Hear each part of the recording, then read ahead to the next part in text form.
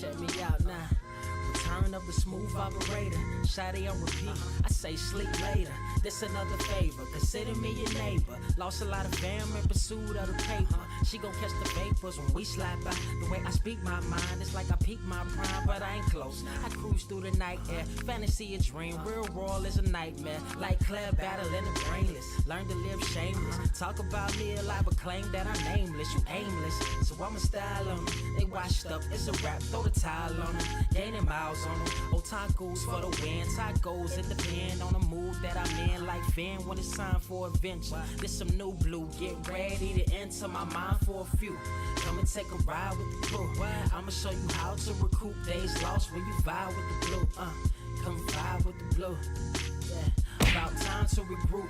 Fly, got my eyes on the view. Never hear lies, only truth. Realize why they vibe with the blue. Vibe with the blue. Vibe with the blue. Vibe with the blue. Vibe with the blue. Vibe with the blue. Vibe with the blue. Vibe with the blue. Vibe with the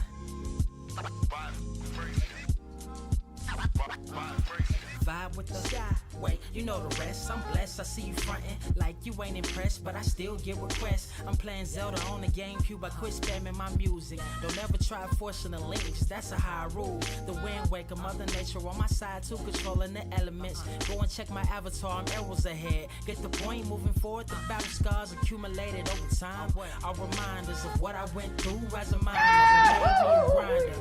The trees broke down for this loose leaf. If life's a game of death, I'm Bruce Lee. Ooh wee.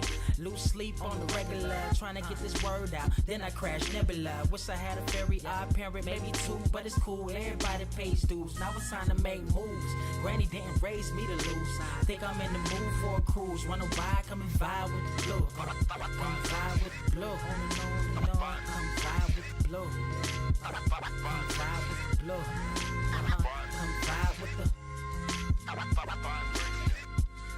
Check this out, y'all. I'm back spazzing like the elderly. Worth of my cousin Beverly. Never swear away from the truth. Just ask Heather. Be weather, be tripping. Starting to control like our destiny. Always give you the best of me until the death of me. My weaponry is a paintbrush. Hush, don't tell my secret. They get a hold of it. If you leak it, get it.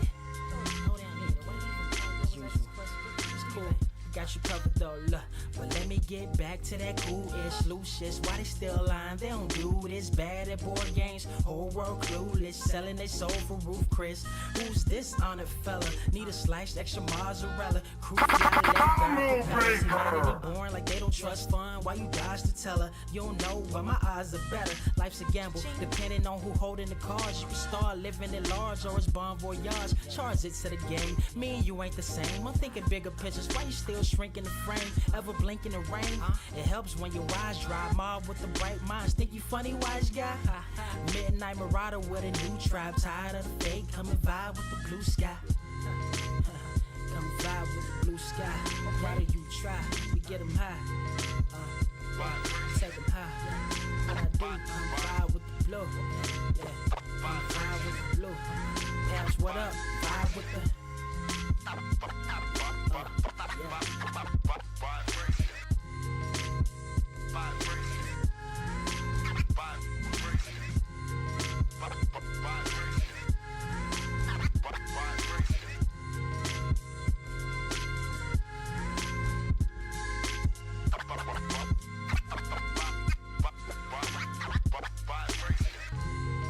Motherfucker, are you out of your damn mind?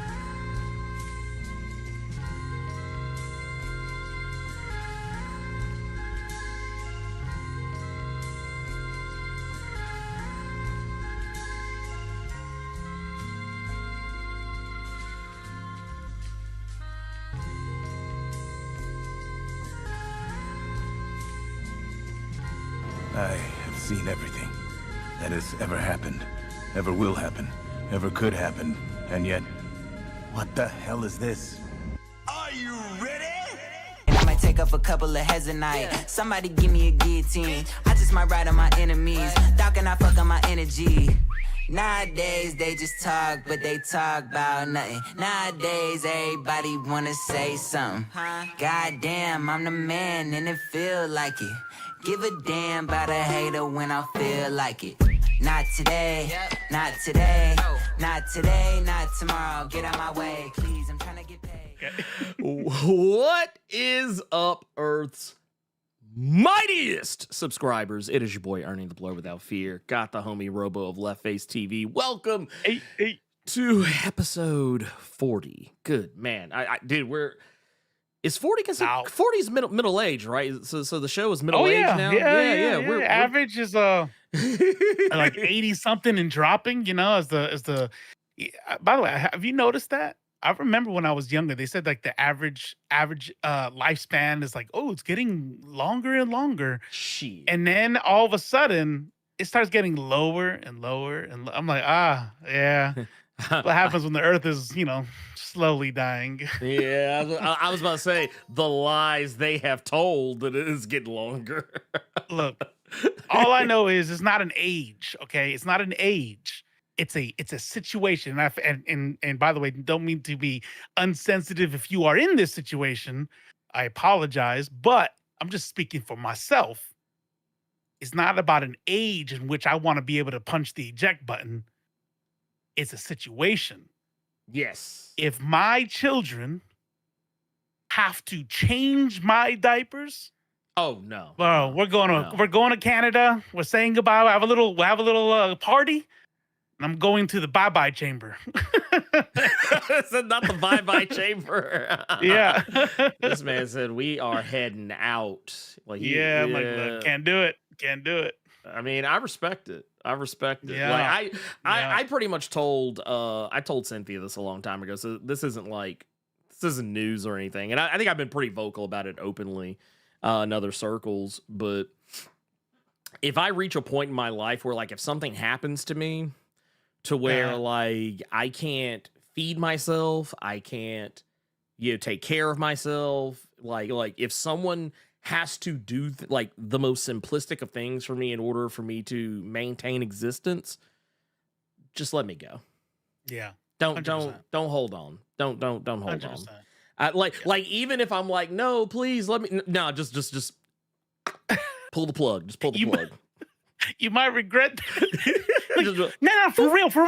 I was stupid. Like, you said, you made me promise. God damn it. It's like, no, wait a minute. This is one last. I just want to watch this last episode of. You never listen to me, and now you want to listen to me. Look, and just so you have plausible deniability, if you're walking past the cord to the life support. You don't yank it, just like trip over it or some shit. Like, oh shit. I didn't realize I unplugged it. My bad. Like just just be like that. I'll give you. I bless you into plausible deniability. Oh shit! Look, Polly's out here. Okay. From I don't know where's Belgium or some made up country that doesn't really exist. One of those countries in Eastern Europe. I think Belgium is like a flavor. Isn't it like a flavor of coffee? Can I get a venti Belgium? I thought it was a type of waffle. Waffle, that's what it is. She thinks she's playing somebody like, oh, you live where waffles live, right? Mm-hmm. Sure. Candyland. So they say. Right. But no, like hey, you guys love us. Don't hate us. Don't hate us. We're lovable people. But no, I just man. Oh man, dude, this is gonna be a heavy one. This is gonna be kind of a heavy one. It's crazy. It's gonna be a heavy one. We gotta wait for them to come in though. Yeah, I don't want anybody to miss this shit because you know what's gonna happen. We're gonna come in. We're gonna talk about it. Like, hey, did I miss the Beau chat? I'm like, yes, you did. You missed it. Go back. Give me if you do it 1999 so I can hear the song, I'll repeat some of it. Well, yeah.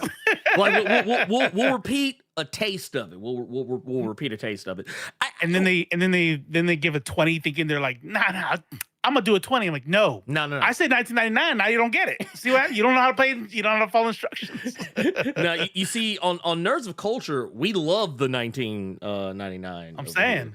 Yeah. I'm just mad that I can't even pitch to you. Be like, look, I got a little bit of I could sing a little bit. I just like with you. Can I harmonize? But it doesn't work because there's like this offset, and it I can't do it. And I'm like, man. I just want to be like, look, can we just record one? I bet you it sounds good, but it can't It's like, because of the delay. It doesn't work. oh yeah. It'll be like it's always like a like it's a half It's step. 1999. It's like a half step off. And we're just be like, oh wait, I can't get the groove. No, I man. So let's I'm just gonna say it right now. I'm just gonna go say it right now. First and foremost, because I know it's always somebody's, it's always somebody's first show. Yeah, it's always somebody's first show. So I'm just gonna say, man, look, I'm gonna apologize ahead of time because I might be a little saucy on this one, just because. Yeah, y'all saw the thumbnail. We have got to some weird ass double standards out here. Yeah, some weird double standards. When we first started this show, one of the hot button issues that came up was Jonathan Majors and the allegations of all the shenanigans going on between himself and his at the time girlfriend, whose name I do not remember at this particular point in time. Some lady. Who was it? She was an endurance runner, not a speed runner. Right. She was an endurance runner. Yeah. Who also was not Coretta Scott King. Let's just make that clear. Very. I need you to be Coretta Scott King. No. The thing I kept saying, because everybody's argument was always, well, he didn't do anything illegal. It's like, no, he didn't do anything illegal. But he did do some stuff that lets you know that he's not a nice person. And that's not a crime. It's not a crime to be an asshole. It's not a crime to be an insufferable son of a bitch. It's not a crime to do things to other people that mentally and emotionally manipulate them. But it doesn't. I don't have to like you because of it. It doesn't mean that I'm obligated to like you. And maybe even to the other side of it too, like people saying, oh, well, you're judging him before the evidence came out. But the thing is, the evidence was all over the place because it was literally leaking left and right. We literally saw the text messages, confirmed text messages that came out of his camp that did not make him look good by any stretch of the imagination. But like everybody was like, oh, y'all are judging him. He's guilty before he's been proven innocent. Yeah. It's like we never said anything about guilty. They brought up the shit that we had already brought up. The danger of white tears. Already said that. Yep. Yes. The ACAB. Yep. Already covered. Already covered. We were ready. We were ready. People have short memories. The very first time we brought up Jonathan Majors, it's y'all better hold your horses because I know y'all are not about to just take whatever some random white lady and cops have to say about Jonathan Majors. Right. That lasted until evidence started coming down. Well, okay, all right, bet. Yeah, it's like, well, the funny thing about it was, because I even remember on Blerd we were talking about this, how like there was some leaks from TMZ, like they were showing like body cam footage, all the accounts of how like the police were coaching That was the name, Grace Jabari. Thank you, Elite. Thank you, Elite X1. That yeah. Oh, that's right. I remember she's the Jabari tribe. Yeah, she's of the. But wait, I Grace Jabari of the Jabari tribe. Oh man! Challenge for the title and the power of the Black Panther. But she's saying all this off screen as they're panning across Wakanda, and then when it gets to her, it's this whole ass white woman. Well, I'm not gonna lie. Yeah, for as serious as the situation was, if they would have, if the court stenographer they usually have like a court artist, like you draw the pictures of everybody in the court. If there was a picture of her like in the M'Baku fit, like just lean back in the prosecution side in the chair, and she's just like, it's challenge day.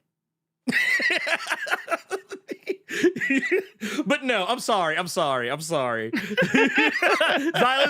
Martha. You bald-headed demons. but no, like the thing is, me and Carter called out that stuff. The stuff about the police were coaching her because apparently she was zooted out of her mind. Me and you called that out. We did too. What does Carter have to do with any of this right now? Well, no, I'm just saying because we talked about. We literally did a whole show on it. Why wouldn't the sentence be? Well, me and you called that out, right? That's the sentence. Well, no, we did. We called it out too. We called it out, and we said it was some bullshit. We said, it's fine. You know what? Whatever. Let's do the fucking show. Fucking done with this he's like, God damn. It be your own people, man. Be your own people. No, but no. Full stop. We did. You and I both, we talked about this. We called it out. We said ACAB. We said white woman tears. And we even went as far as to say that she is not innocent either, that this was a situation where two terrible people who happen to be in a relationship with one another and they're doing terrible things to each other. It doesn't necessarily mean that either one of them should go to jail. Nothing that they did, I personally think is worth going to jail for any long stretch of time. But what they did lets me know that they're on that bullshit. That's right. And that's right. People couldn't even the thing is, what was it? We keep saying it. Walking and chewing bubble gum at the same time. I can agree that Grace Jabari, whether wittingly or unwittingly, contributed to a very harmful situation that could have potentially led to some very dark stuff for Jonathan Majors if it were not true. Some of the things that were brought up. And at the same time, we already said, that doesn't excuse shit. It doesn't excuse nothing, right? That's one of the things that I always do. I remember when I was active duty, one of the things that I always tell somebody, if anybody who's ever been in a job where you had subordinates, you always got the one who's just like, you like them, right? You like them, they're cool, but man, they don't know how to shut the fuck up. They don't know how to and I always just tell them like, hey, I'm not saying they're being fair. Right. Right? Let me have your back. But when you say something like, fuck you to the commander, what do you want me to do? Like, okay, no one cares a fuck about whatever biases or racism's happening when you're done. I can't do nothing for you, right? So whatever she did that was toxic is like, okay, cool. You know what would have been dope? If you just like left her or reported to the cops. But instead, shit got to where it went to and it is what it is. Now, there's an argument to be made that how he has paid since then maybe is overboard, right? A bit punitive. I don't know. Bit punitive. It's right. I'd say it's a good sight punitive. And we talk about Ezra Miller a lot. Like I'm like, okay, all right. Like, yeah, no, he should have, but don't pretend like we don't see the imbalance here, right? Well, motherfuckers dropped the case, and everybody's like, see, and it's like that doesn't look. It doesn't like okay. I want to make sure I say this too because I don't want anyone to think that I'm going light on Ezra choke a bitch Miller. I'm not. Right. Ezra. And these are all things that are facts, as far as I'm aware. Ezra has known the young woman who they are dating, Takata Iron Eyes, since she was a child. And when he was still a grown-ass dude. And they are dating now. And I think, I don't remember the exact age, but she was pretty young. Like, not even 16 years old. Like 17 years old, 18 years old. I'm not talking about older teenager. I say child because if I'm not mistaken, she was like preteen. So like she was being groomed. And 100%. And she may not see it that way. She may not see it that way. And that's perfectly fine for her not to see it that way if that's her reality. Sad. It's sad. Yeah, it still doesn't make it right. Not within nerd culture, but still related. No. And I'm bringing it up because I can't get it out of my head. And I found this out today. And if you follow me on Threads. Oh, I know what you're talking about. If you follow me on Threads, you would have already known about this. Mm-hmm. The French president, Emmanuel Macron, started dating his now wife when she was 45 years old and he was 15. Yep. 45 years old. And by the way, this sounded like I used to babysit and when he became an adult, we fell in love. Nope. They're like, yeah, I loved him. And then when they sent him away to boarding school, I thought he would find somebody his age to love and he didn't. And yada, yada, yada. This dude married his child predator. Yeah. And she is the first lady of France. That's why I wrote there in the last line. In case anybody doesn't know why I don't believe in cosmic justice. Yeah. Oh yeah. No. It just because it's look. Let's be honest. Let's just be honest. It doesn't happen. It just does not happen. Not the way that it should. Sometimes it happens, but not all the time. Not the way that it should. And to get us on track here, yes, we are going to talk a little bit about the Beau DeMayo situation. I'm going to say right now, off rip, we are not going to be playing the video that he released. Oh man, you don't have to tell him now.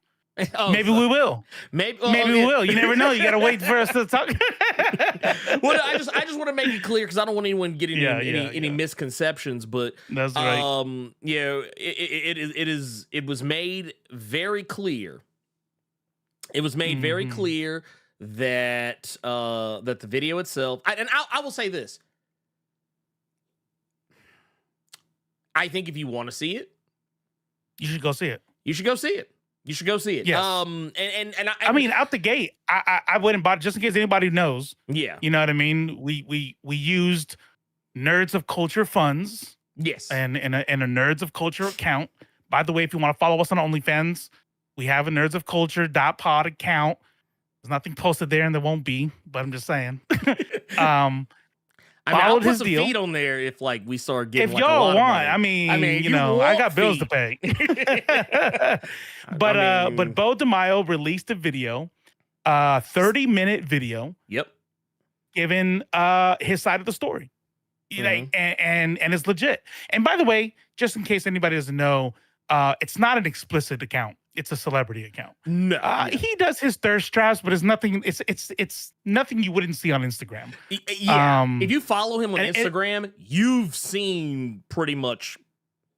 Yeah, what you're probably. And by the way, if I was built like Beau DeMayo, I'd be sitting here doing this show like that. Like, wow, how he's, bruh.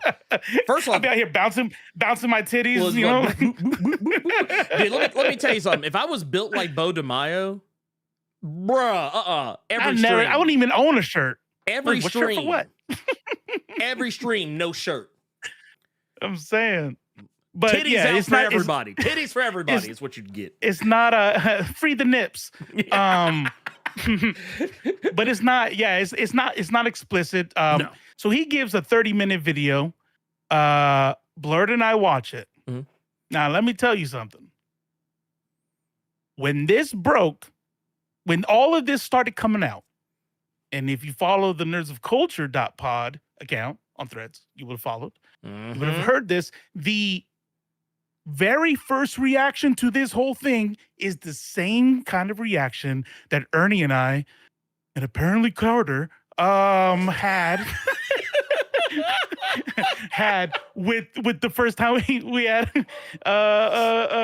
Jonathan Majors, right? Hey, Yes. chill.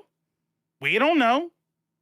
And I kept going back and forth with people on there talking about, hey, so you're telling me you're gonna pick billion-dollar corporation side? That don't make any damn sense. Like, we don't have any evidence. We got billion-dollar corporation, and we got a worker out here saying, you guys are being fed bullshit. I can't tell you exactly why yet. And if you guys know how lawsuits and NDAs go, why the fuck? Obviously, you should know why he can't say it yet. And people are out there, nah, you know, don't support a predator. That's what you get for sending dick pics. And da-da-da-da-da-da. Where does it say it sent dick? Where are you getting this from? People making up shit. Like I said, I'll call them out. Well, who was it? Was it the new rock stars? Was that who it was? New rock stars, Yeah. heavy spoilers, Yeah. whatever. Yeah, they were like they put out that video.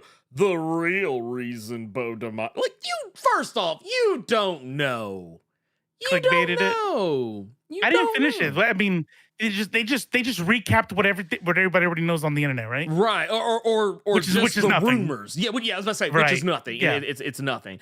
And the thing is, okay, so here's the thing. And the reason why I am more inclined to give grace here more so than I did with Jonathan Majors is because this is a different type of situation. It's a different type of situation. You know, some of the and the thing is, Beau has been more willing to say, like to talk about, you know, what is going on at great. Because here's the thing you gotta think about. He is talking at great personal risk to himself.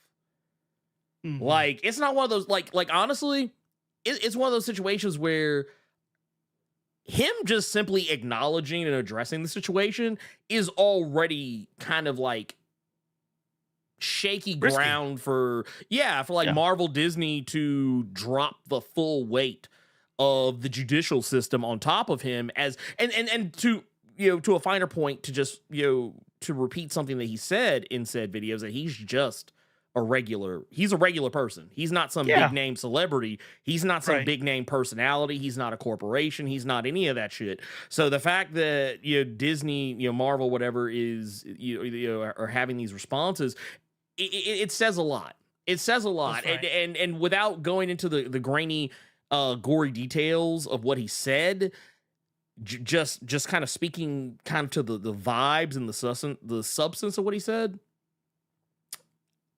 Man, I'm not gonna lie. I'm inclined to believe him. I'm inclined to believe him. Same. Yeah. 100%. I say 100%. That just means like for sure, right? Nobody's 100%. Here's the deal: is I will do this. Well, hey, we'll hedge our bets. Here's what we're gonna say. Yeah. So far, the only person who's put out anything in this is Beau DeMayo, True. and you all should go watch it for $10. $10. Watch the video, cancel your membership, whatever. By the way, he is also going to be using that same channel to any kind of, like, you know, you can call them press releases. He's going to put it out there because, and he chose OnlyFans specifically so that he can't be censored, that nobody can like stop him from saying whatever, and he can control the narrative a little bit better. Sure, it's probably easy to rip the video once somebody gets it, but he's going to control it as much as possible. But I will tell you this much: the only person who's put out anything is him. Mhm. And then we got weird ass like vague posting about inappropriate or egregious things that Egregious these words that don't misconduct. the words that don't really mean anything. Like what happened with old dude what's his name? Dr. Oh, disrespect. Yeah, Dr. Disrespect, right? What did people say? Man, like that's my boy. And the longer he's quiet, the yada yada yada. The worse Bo's it like, looks. yeah, the Bo's like, okay, here's the deal. No, it's not. And not only does Beau break it down, 30 minutes, don't forget, 30 minutes. Beau broke it down, gave his in here. I'm not gonna go line by line by line, but he gave his bit about what he saw while he was working there. He saw unprofessional relationships. He was dismissed when he told people that he was getting bullied for being black and gay. Especially, honestly, casual racism, casual homophobia. racism. Yep.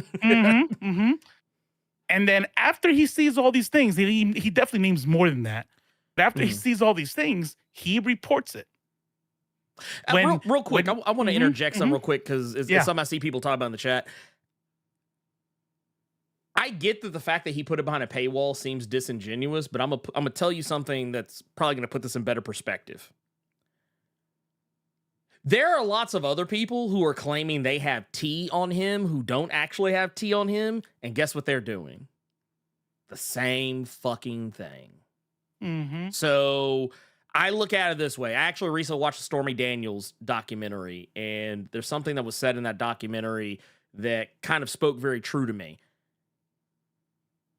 She didn't make a dime off of the stuff that happened between her and Trump until way later. It was after the lawyer for Trump, Michael Cohen, started trying to make money off of it after he had her sign the NDA so that she couldn't talk about it. She actually didn't want to make any money off of it. She actually wanted that shit to stay quiet because it ended up fucking up her marriage. Right. But the thing is, when a person is in a similar situation where they're under an NDA and they can't like openly or publicly talk about a thing, if everybody else is like running around making money, and not even people putting the shit behind paywall, I mean, shit, even like content creators talking about, hell, I mean, shit. Right. Present company included, but I mean, we're not sensationalizing it the way these other people are, but people making content off of it. I mean, it's no less predatory. I mean, it's somebody else's personal shit. So yeah, if this dude wasn't the writer of X-Men 97, no one would be talking about this shit. It would be something, a workplace thing that happened that no one would fucking remember. Inside of like a month. I'm gonna be honest, I don't really understand the logic behind it being behind a paywall makes him look more guilty. If you said being behind a paywall makes him look greedy or something like that, I guess, I wouldn't agree, but I okay, but how does that make him look? Because he still said what he said. Yeah. You don't think that a company like Marvel or Disney can get shit taken off of YouTube? They can. YouTube?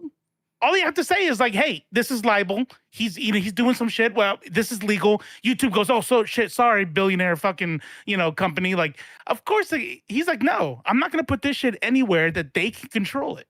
You know what I mean? And by the way, the dude got kicked off of fucking X-Men and the Blade movie. Taken. Yep. He's getting his credits taken, and now he's being blacklisted. Why the fuck wouldn't he want to make extra money to help him in the legal fees and shit? I'm not mad at him. I'm not gonna lie. After watching the video, everything about why Blade has been in like development hell over the last like year or so has made so much more sense to me.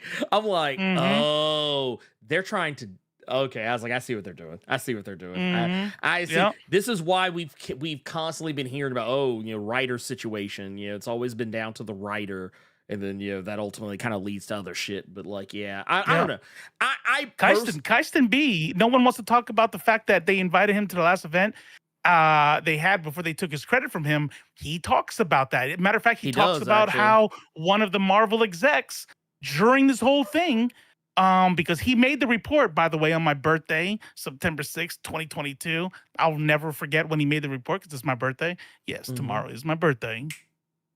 You guys can say early happy birthday. It's okay. It's okay. Look, here's the deal. I'm so sorry. Carry on. But here's the deal: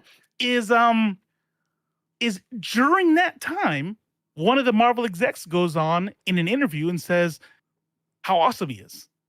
So if this were true, if any of the stuff he's true, you're talking about sexual assault victims. I need you all to understand something. Here, I'm going to say this really clearly.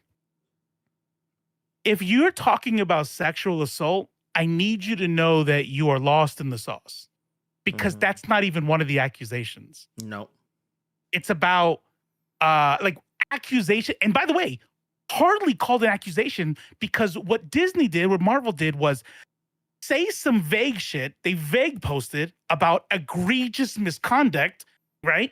And everybody's been going that direction. And by the way, we're about to get to the thumbnail right now. They post out egregious misconduct. Where the fuck do you guys get sexual misconduct from? And I'm going to tell you the reason why the thumbnail is the way that it is. Yeah, matter of fact, we got shit. Oh, wait, hold up. There. Wait a minute. There. We got shit for hey, shit is dropped. This dude is not this dude, it is not worth defending Jonathan Majors. We got called sellouts. We got called, oh, you're taking the white woman's side over the black guy, da da da da. And then all of a sudden, give me a black here's card. another black. Yeah. Here's a black dude. Here's a black dude with no evidence dropped. Whatever pics are on the internet is whatever thirst traps that he's allowed to post. Like, it's not like you're seeing his dick and balls out there or something. And shit, even if he was, he's a grown ass man. Who gives a fuck? As long as he wasn't sending them to people. Yeah. But the difference I see, why is nobody saying, oh, they're after the black man again? Why is nobody saying that? And I'm talking to black and brown culture right now, right? Yeah. Like, I'm not talking about like big internet or anything. I'm talking about, why are we not hearing the same shit that we got from Jonathan Majors? And I'm gonna tell y'all why. It's because of homophobia. People jump straight to wanting to believe that, of course, yep, probably sent his dick pics, probably sexual assault, probably he's a pervert, obviously. Can't you see? Can't you see his thirst traps? Can't you see the dude with his shirt off? What? And now I'm ready. I can't even give him, bro. I'm telling you right now, I don't know if he is guilty or not. And I will not feel bad at all if tomorrow, boom, video evidence of body parts in his refrigerator. Nope, won't feel bad. I'll be like, damn, there you go. Now let's hate Beau DeMayo. Well, now let's hate him, and but until then, where the fuck is it? Where's the benefit of the doubt? Like, the thing is, like, there is no evidence. There's no evidence that has been presented by Disney. And once again, it goes back to and I think Disney actually, and let me just make sure I'm going to say allegedly. I think Disney used the terminology they used because they knew what people would do with what people would probably right. Their minds was only because when we so case in point, threads that I posted where I was talking about the situation, there were so many people coming in talking about how, oh well, what do you mean Disney didn't say anything? They said what he did. I was like, no, they didn't. They said egregious misconduct. Well, clearly it means sexual assault. It's like, it doesn't have to mean sexual assault. Like egregious misconduct can literally, It's like okay. You know what? Honestly, I think it actually says more about those people that their minds immediately went there. Right. The fact that their minds immediately went to sexual assault with because here's the thing, and I've said this before. You can classify what James Gunn did to get fired from Marvel as egregious misconduct. Egregious misconduct is to jobs what irreconcilable differences is to marriage. It's just a fucking blanket term you can use that the court will just go, oh, okay, whatever. It's basically the password. It's the password. Like, if you walk into a court, like, case in point, when I went through a divorce and sitting down with the lawyers to get the whole thing sussed out and get the papers drawn up. When my ex-wife and I are sitting in front of the lawyers and they ask us, why are you getting divorced? We just kind of look at each other, look back at them, and say, and I swear almost at the exact same time, irreconcilable differences. And do you know what the lawyers did? The same shit we did. They looked at each other, looked back at us, and said, okay. They're like if there those there are was magic words for no fault divorce states. Oh yeah, well it's like Yeah. you literally like the only thing, if they did anything else, I could imagine them leaning and going, hey, they said the password. We have to let them get divorced, right? Yeah, they said the password. Fuck. Okay, let them get divorced. And it was like, okay, cool, bet. But and that's the thing. And and I even saw some people who are a part of the LGBTQI plus community who they kind of seem to be down on Beau as well, saying, oh, he's using his identity as a shield and trying to weaponize his identity. But here's the thing. Do we really know that? Do we really know that yet? I mean, I'm sorry. In the case of Jonathan Majors, the evidence made it very clear. He meant his first wife. His current wife is First, just straight. Yeah. Me and my current wife are fine. We're not getting a divorce. But no, but if we did, it would be the same thing. It would be like we would just even if there weren't irreconcilable differences, we would just look at each other and go, irreconcilable differences. And because here's the thing, when you say that, no other questions are asked. You can't. It's like, hey, magic words. Magic words. It is what it is. But no, I in the case of Jonathan Majors, the evidence was clear. Right. It wasn't evidence that meant he should go to jail, but it was evidence to let me know dude's a piece of shit. Like, and I'm sorry, I've been in relationships where people have done things to me that are very similar to what Jonathan Majors was perpetrating in his own relationship: gaslighting, emotional manipulation, threatening to unalive himself if if she left, and all this other stuff. And the thing is, and you can't even say that that's alleged. It literally came out of the text messages that his camp put out there.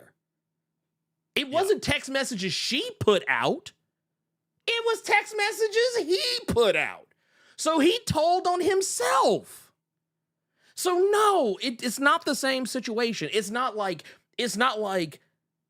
Beau released a video and said, oh yeah, here's XYZ, all the things I did, the reason why they you fired me. Like, yeah, I had my, he's like, oh, it wasn't like it's not like anywhere in the video he says, yeah, I whipped my dick out and was doing this, that. Like, no, doesn't say anything about that. Nothing of that nature whatsoever. As a matter of fact, there are some things he says in there that almost kind of is the polar opposite of some of the, at least as far as what direction those things happen. Like, yes, things very similar to what people are saying he did, but not him.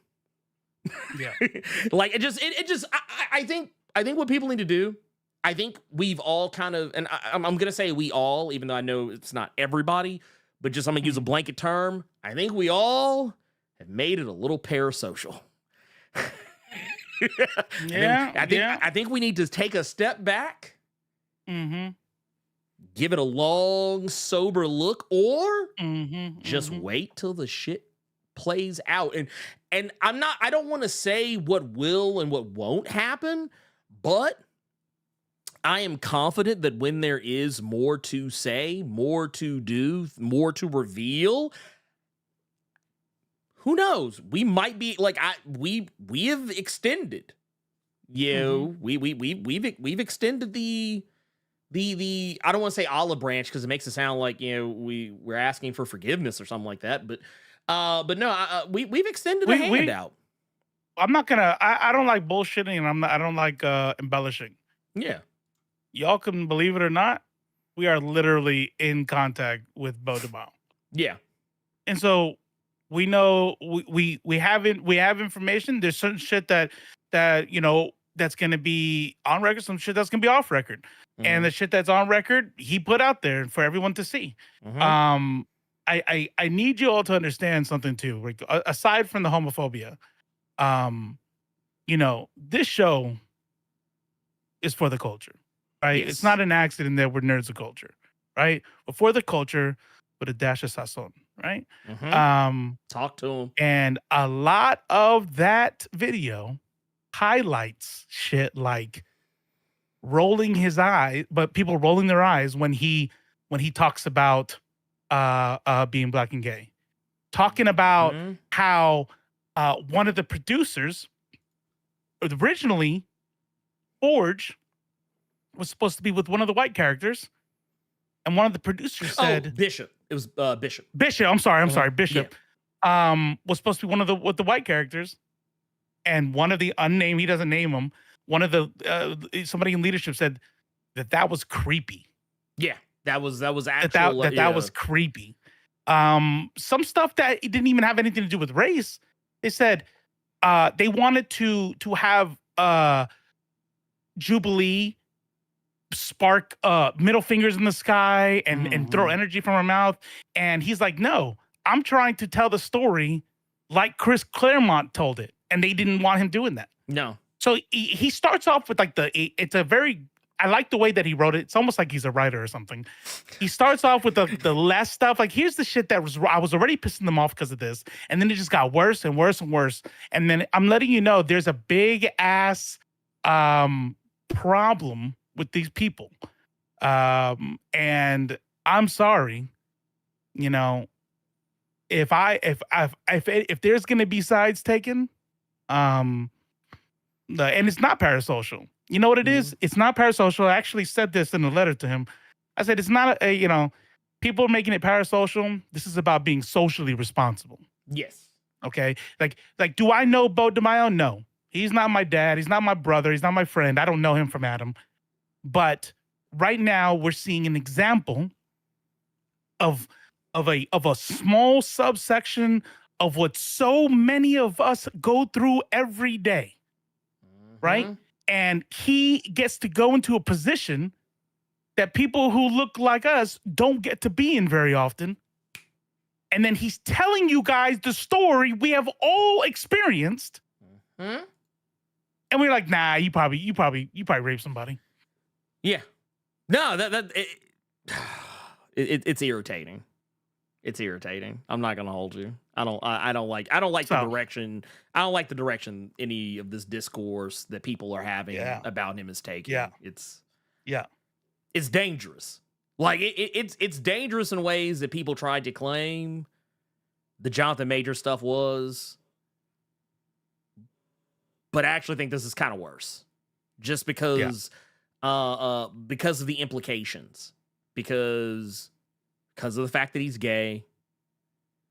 And we all know that there's that subculture of people who it's real easy for them to be like, oh, well, you that's what they do. Like, oh, yeah, he's gay. That's what they do. This is who they are. Like, it's real easy for people to just go along with that narrative. And I don't like the direction that people are taking. Crazy? You know what's crazy is that we've been talking about this for a long time. Okay. So like, whether it's in the context of nerd culture, like here, or politics, like on the stream that I do, I'm like, we always talk about how the forces that be, right? The people that like to control, that control the media and stuff like that. And I don't mean it on a conspiratorial Illuminati sense. No. But just like the billionaire class that actually controls media, just watch Succession. And that's, that's not an unrealistic show. No, now, it's literally based on Rupert Murdoch. Right. These people do not, they pit us against each other every time.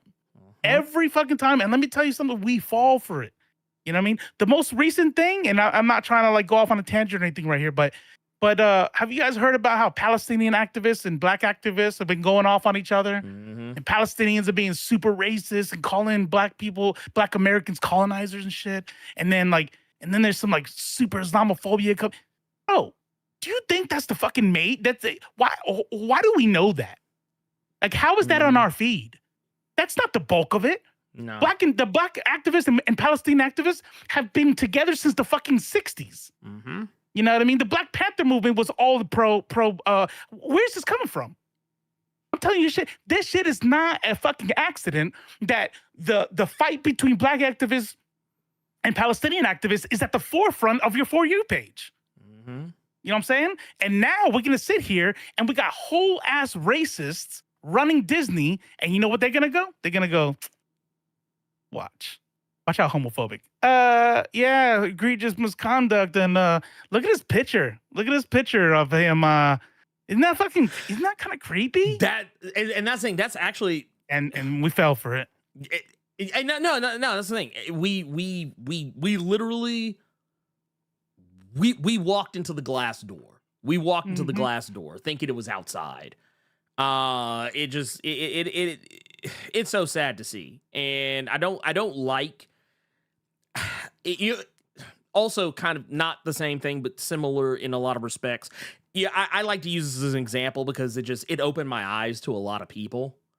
But like the whole thing with Lizzo, when the Lizzo controversy broke out, and every fat phobic person in the world came out of the woodwork and was like, see, we tried to tell y'all, see, we told you she was, yeah, cause she was fat and all this other stuff. See, and it's just like, you're using this opportunity that doesn't really have anything to do with what you were talking about to say fat phobic things, to body shame people.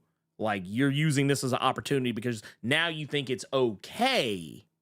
And we saw the same thing with, we didn't really make an episode about this because it was just kind of depressing. And we had already talked about the Dr. Disrespect stuff that got even more depressing. But the whole stuff with, like, Ava Chris Tyson.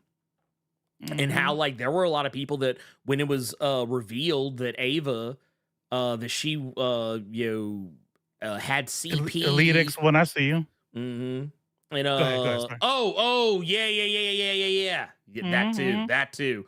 But no, when all that was going on and everybody was they were dead naming Ava. They were dead naming her and using he him pronouns to describe herself. And it's like that, I mean, look, I get it. It's not helpful.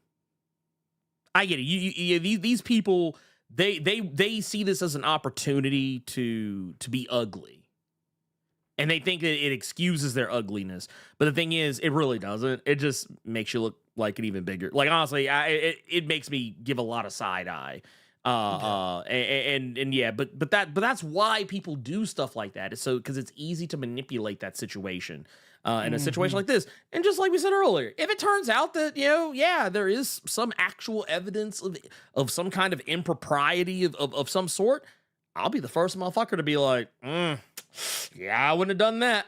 I've said it. It better be egregious. It better be egregious, though. Egregious as fuck. Because I don't want to hear no kind of shit. I don't want to hear nothing like he told some dude like, wow, you're pretty hot. Or I don't want to hear nothing like that. I want to see egregious.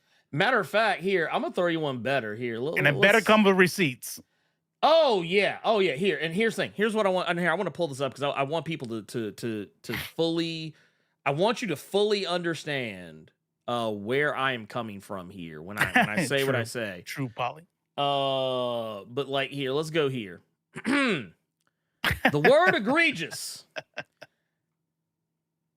conspicuous, especially conspicuously bad, flagrant, foul one. Right? Like I'm sorry, I see yellow laundry on the field. So yeah, when I just want to make sure we're clear. Like, I'm gonna need to see something. Yeah. Like if it comes out to like, he made a pass at a subordinate, or somebody on the writing staff or one of the animators, and it made the person uncomfortable. So therefore, it started this whole thing. I would be, and once again, I'm not saying this is what happened. I'm just saying if this was a thing, I would my reaction would be, not a good look. It's funny. It's funny you say that. It's funny you use that example. Yeah. Oh, yeah. I alluded to it earlier, but I was like, look, I'm not gonna go through all of them and then I'm like, man, where the fuck is that? Just so y'all know some behind the scenes. I was like, I could not. Where the fuck is that document? But I didn't. I had a flow going, you know. Oh, and I'm like, I'm just gonna go. I remember some of it. I found it. Okay. Bear with me here. Here's some things that he puts out in the video. Crew producer. White explains to his boss, right? Him, because he's the showrunner. This has jack shit to do with me being white. Same producer shows his Instagram thirst traps to his underage son, and in front of everybody says, "My son wants to know if you need shirts for Christmas." Beau sees that one of the leads is having a potentially, and he's very deliberate and clear with his language, a potentially exploitative sexual relationship. And instead of acting on it, with one of the PAs, with one of their subordinates. Right. And instead of acting on it, buries it, goes to the person saying, hey, Beau's ratting you out. What do they say about every accusation is it's a confession? Is a confession? You see. What his intelligence? Go ahead. Oh no, wasn't there one where like someone made an inappropriate comment to him about his looks? Saying that his intelligence was questioned because his muscles don't make him look like a writer, and he was called thick with 2 C's. And wait, there's another one right here. It's he looks like he gets a lot of dick. Yes, yeah. That's right. He pitched. He wanted to do X-Men advertising on RuPaul's Drag Race. And leadership said that would alienate audiences. The publicity department in Marvel listed homosexuality as a hot button topic to avoid along subjects like school shootings and Gaza. Homosexuality. Which, to be fair, he there's some things, if you like kind of hearing this conversation play out, if you go back and watch X-Men 97, there are still some things in there. There are still some remnants of some of the things he wanted to put in there that were kind of like danced around. Like even like the Genosian massacre stuff. I mean, you could make a very strong case for having some analogs to the Israel-Palestine stuff that was going on shortly after. But yeah, it's crazy. So he has more on there, but I just wanted to give you guys some stuff so you guys understand who it is that, and hopefully we got through to some of y'all. If you thought that you should be trusting Disney before coming into the stream, hopefully by now you understand who never choose the billionaire corporation side. Never choose their side. Like I said, even if something comes out bad tomorrow, I'm still not gonna feel bad for holding that position first before we got evidence. No. You want to do let's get into super chats. Yeah, let's get into super chats. We actually got quite a few. Yeah. We're gonna I wanted to stack them up. They're all good and stacked. Let's do it this way. That's what's up. Free Palestine. That's what's up. Goddamn right. Love to see it. Right here we got one from Gokhan Shuri's baby's father with the $2 says, paying 10 just to hear his BS. Necro, please. Here's the thing. I'm not saying you got to. But I listened to the whole thing. I watched the whole 30 minutes of it. I will admit I listened to it at 1.5 speed not because it was bad or anything, but just because like this wasn't like a scripted video. It was just him talking. Like, it was literally him looking at a camera and just saying what was on his mind. So there are moments where he would take pauses to like kind of collect himself. Yeah. So like I listened to it at 1.5 speed. I didn't miss anything. I watched the whole thing, and compared to the other people out there in the world, like new rock stars, and I don't remember the name of this person, but the whoever it was that also put their quotey fingers take behind a paywall, and going back to new rock stars, how they claim they'd always known about the situation but chose not to talk about it, which is kind of funny considering that they don't know shit. Yeah, you could. I'm not telling anyone they have to go show support to him or whatever. Yeah. But I will say this.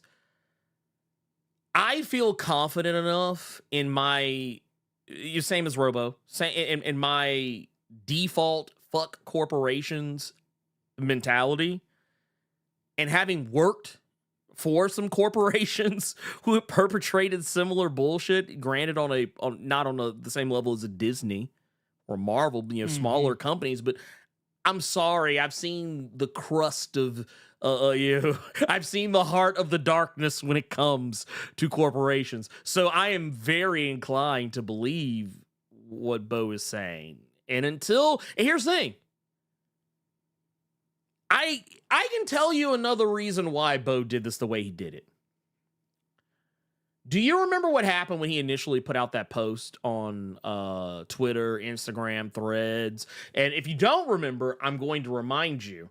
When he put this post out, in no less than 1 hour, Marvel and Disney came out with their statement regarding what he said. And I want to hear, and I want you to know, because I keep receipts. I'm like Swoop. I'm a thorough bitch. I keep receipts. Okay? I keep receipts. So here, let's see. Is this it right here? Yeah, here it is. Let's see here. Mr. DeMayo was terminated in March 2024 following an internal investigation, said a Marvel spokesperson in a statement. Given the egregious nature of the findings, we sever ties with him immediately, and he has no further affiliation with Marvel. Now, here's something I want to point out. Everybody and their grandma came out the woodwork saying, oh, bruh, man, dude, you see how Marvel clapped him up? They clapped back on him. See, yeah, no, man, fuck him. He didn't know what he was talking about. Yeah. They didn't say shit.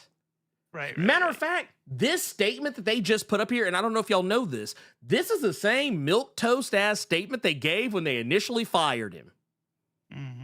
Same fucking statement. They didn't say shit. So if they're going to reheat an old statement, several months old leftovers, and everybody's going to, and they're going to save it as a clapback. No, I'm sorry.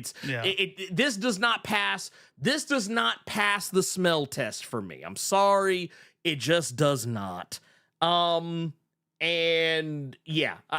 Once again, I'm going to say, I'm not telling anyone what they got to do. I'm not telling anyone that they have to do anything, but I do recommend, if you want to be a little more informed, I would at the very least not go watching new Rockstar videos or paying other content creators behind a paywall to give you the information that they very clearly and obviously don't have.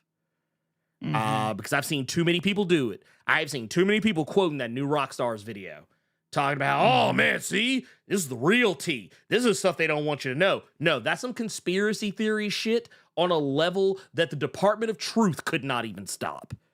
I heard Hector JM. I'm gonna talk about that one because I've heard it more than once. Didn't he get fired from Witcher for some of the same allegations? And no, it keeps getting reported. Not reported, but repeated on social media over and over again. It's not true. He got fired, removed, whatever, for being difficult to work with. Yes. and being That was what it mean was. to writers. And if you don't want to, if you want to not like him because he yells at writers or is wants it his way or the highway, okay, whatever. That's fucking whatever. But it has nothing to do with Accept the statement because we're Disney. That's basically what it is. And no, I 1,000% agree here. Yeah, if, like, these other content creators can make money off this, why can't Beau? Exactly. I literally saw this on Threads. Motherfuckers like, yeah, go to my website and pay me $10 to $15 and you can get the tea. He had no tea. That's right. And we're giving it to you for free right here. Yeah, we're giving it to you for free. Check it out. Check it out. He got fired for being a lore nerd, allegedly. Weird. That checks because they were bitching about the same thing here. I can't wait till he makes the video public because you guys are gonna see. Yeah, The first part of the video was him talking about all the arguments he got into because they wanted him to do something new. And he's like, that's not what people want. They want to see their classic X-Men on here. They're excited because you're bringing the 90s X-Men back. Mm-hmm. And they want to do all this crazy shit. And he was like, no. So that checks. That checks. And here's the thing, it's wild to me. It's wild to me. But yeah, here let's keep it pushing. We got. I did want to say, Go Country's Go father. ahead. I appreciate that you won't give him $10 for that video, but you gave us 1/5 of that just to say that. And I want to say love. I want to give you love. Yeah, no, I appreciate that. Please, I'll take it. Look, you look. Ain't no shade here. But yeah, I mean, if you ain't gonna give it to him, at least give it to me. That's all I'm gonna say. That's right. That's right. It would have been nice if he gave $9.99 to say that. Yeah, I would have laughed. That'd have been funny. I'd be like, well, shit. Well, yeah. So thank you for paying us back for watching the video. That's right. But no, we got Stomp 10 here with the $4.99 says, do you think Wesley Snipes' Blade needs a Logan-like send-off? I'm just cool with him popping up in Secret Wars. I would love it. I don't know if I need it. I don't know if we need anything. Yeah. Yeah, I don't need shit. I don't need shit. But I will definitely say if they did it, I would go see it. Oh yeah. Like look, I'm not gonna be one of those guys that who suddenly is made hating the MCU his personality trait. I'm not gonna be like, oh, this movie can't save the MCU. No, I'm not gonna say that because that would be stupid. I promise you, Wesley Snipes, if he can get a Logan send off with that much respect, like how they did Logan, he's not gonna turn down that paycheck. No, God, no. You say let him live, I guarantee he'd be like, shut the fuck up. He's like, let me get my bag. Yeah, if you want to pay me a fucking $800,000 or whatever the fuck, I mean 800 million, 800,000. That's chump change. That motherfucker's like, shh, shut up, shut the fuck up. I'm trying to get my shit. Fuck my bag up. Sorry. Can you imagine? He's like, Mr. Snipes, just want to let you know that I hope you enjoy your retirement. We were gonna offer to give you like a send off, like a Logan style movie, give you about 500 mil for it. But we did a polling and fans thought you needed a rest. Yeah. So they said to leave you alone. Wesley Snipes is gonna go to jail again because he's gonna commit murder on somebody. We got Ajux3M with the 199 says just showing love. What up, gang? Hey, we appreciate that. Thank you. Thank you for the love. Appreciate you. We love to see it, dude. Paris, man. Oh shit. Hey, look, I know you got your shit approved just a couple of days ago, but man, look, you ain't got the stunt like this. What do you say? He said. I'm not gonna tell you all I got 100%, but there'll be signs. He's like, look, y'all go start seeing. Look, he said, y'all go start seeing. He's like, y'all gonna know what's up. That's what's up. Look, hey, shit. I didn't even see the first part of the thing. I didn't even read it. Yeah, that's what he said. That's right. Okay. man. He said That's on a separate note, they just want to show a bit of support and wish y'all good luck on this topic. This is a tough one. I see you 1K away too. Yeah. Yeah. Look, let me tell you something. I am principled. And I know that what we're going to be talking about is probably going to upset some people. And you know what? If I lose subscribers because I stood on my principles when others would not, I'm okay with that. It'll suck. It'll hurt. But I won't lose any sleep. Yeah. One of the things, and this is off record, but I don't think you would mind if I said this. One of the things that Beau did say is like, hey, shit gets nasty on the internet. Don't feel you all need to like stick your neck all the way out for me, yada yada yada. Yeah. And I wrote back, I'm like, you don't gotta worry about all that. Yeah. Like we'd rather be on the side of truth than worrying about getting canceled because people want to, people want to be people. So yeah. We're always gonna tell the truth. Integrity, that's it, right? Yeah. And I appreciated it because I mean, honestly, he didn't have to say shit. He could have just been like, all right, cool, bet. But I mean, he actually, like, I don't want to point this out, like, I honestly didn't even expect him to like respond to anything because I really didn't either. Yeah. Well, and I'm gonna tell you why, and this is no shade, but I think I sent him an email like a ways back, like back when all the shit was kind of first starting to pop off. Because I kind of gotten word that he was wanting to like do some social media stuff, whatever, but I never got a hit back from him. So I was just kind of thinking like, yeah, I was like, dude, he doesn't care. He's not trying. He probably was in the middle of all this shit. No, remember he said that the first report he made from the Atlanta cracking the whip bullshit, right? That he reported. That was 2022. Yes. So he has been in the thick of it. Right. Look at the thick of it. I love it. It just I would rather, just me personally, I would rather if we talk about these sorts of things, that we come at it from an angle that, we're not trying to be sensational about it. We're not trying to be like, oh, here's 13 reasons why. Like, or here's the real reason why. Like, no, we're not going to do that. I mean, we're going to keep it real. Which is maybe why we don't have 4 million followers, but fuck it. We got our soul.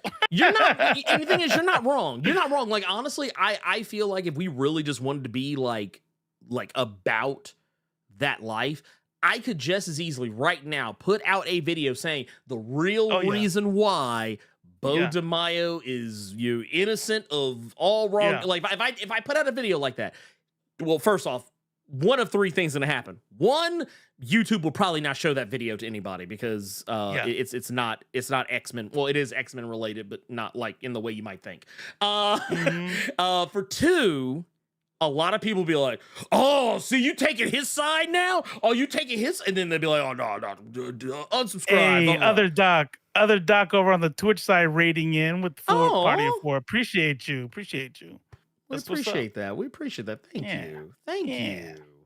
I hope you had a good stream. Yes. Also, hey, if for our people, we're both here on the Twitch and YouTube side, go show some love. Go show some love. Yeah. I just, I'm not gonna sit here and try and act like I'm some like what kind of principle person would I be? Always talking about principles if I don't live by those principles. It just, I'm sorry, I'm not a Tim Pool. I'm not taking Russian oligarch money.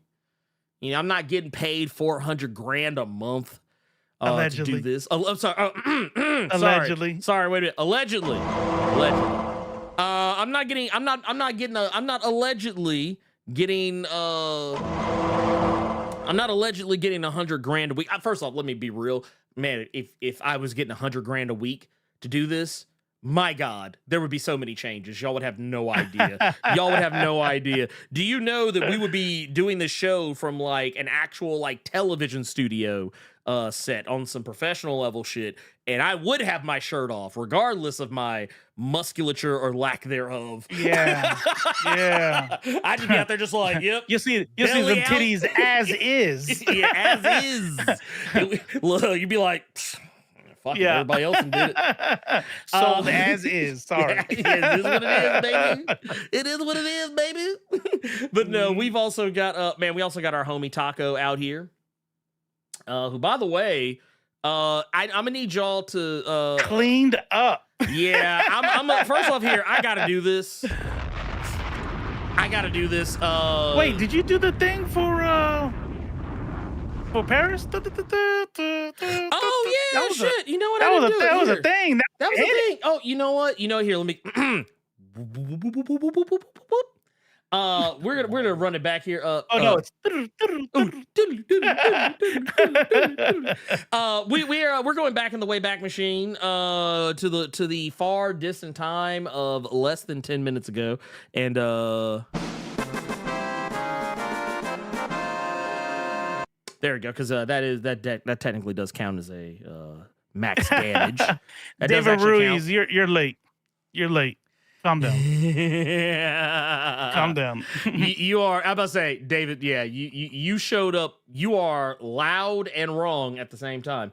But anyway, I had to drop the bomb for Taco. Her back is hurting real bad. Her knees too, because she was hard body carrying you two boys out here on Hunt Showdown last night. She closed down not one, not two, but three. Count them. We gotta start calling it like, I don't want to say because it's a Dr. Disrespect reference, was like she's Mrs. 3-time right now. 3-time. And you know what? Calm as fuck too. Calm as fuck. Just be like, boom, boom. Oh, yep, got you there. Oh yeah. And there was one time where Ernie was like, hey, there's one behind the bush. He goes, "Can you stop? I got it. Thank you." She's like, I got it. And then cleaned down the other, and then cleaned up the other two. Also, I want to point out, she laid down 2 of them twice, so she's technically Mrs. 5-time out here. That's right. I have never heard the Hunt Showdown. I've never heard the Hunt Showdown like death holler so many times in a single fight, because it was like, oh, by the way, we were dead. That's why I forgot that part. Oh yeah, we say 1v3 is because we were spectating because our asses were dead as she's over here killing everybody. I was gonna say, well, and I also want to point out, they weren't doing the whole like kung fu movie thing where they were waiting one at a time to push her. They were coming at her like the only thing that stood between her and them was this little hill the size of a car. And I would even be generous and say SUV, but still, point of the matter is, one was coming over the top of that hill and the other 2 were flanking her on left and right, and she laid them both down. And I'm not gonna lie, if I was any one of them, I would uninstall the game. I almost uninstalled the game watching it happen. I was like, I'll never be this good. But no, thank you, Talk. Thank you for your. Actually, I want to say, thank you for your service. That's right. But no, we also got Kyson B with the $9.99. Didn't say anything, just dropped $9.99 on us, like just casual. Like, I mean, we'll take it. Hey, look, I ain't mad. I ain't gonna turn down nothing but my collar. But we also got Sprite Lee out here with the Blerd Club Silver membership, just out here doing the damn thing. We've also got this right here, Sensoria Maria with the 10 says, should Beau move over to DC Animation, James Gunn style? Crisis sucked. Oh, you know what? I'm not gonna lie. I can't speak to Crisis because I haven't watched all of it. I still have to watch the final part, but I will definitely say I don't know if that third one can save the whole thing. Because Because I think they split. It was like 3 movies. Have you seen any of it? Which one? The Crisis on Infinite Earths animated movie 3-parter. When did it come out? Not that long ago. The third part came out like a month or 2 ago, I think.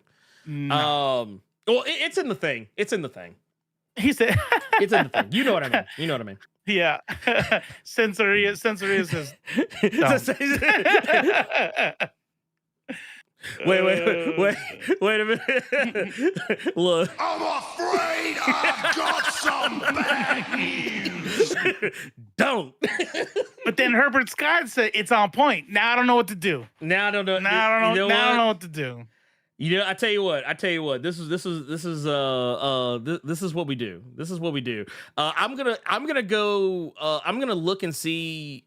I'm gonna look and see what the only reviewer I trust has said about it. Reviewers are calling it everything from shit to fucking shit.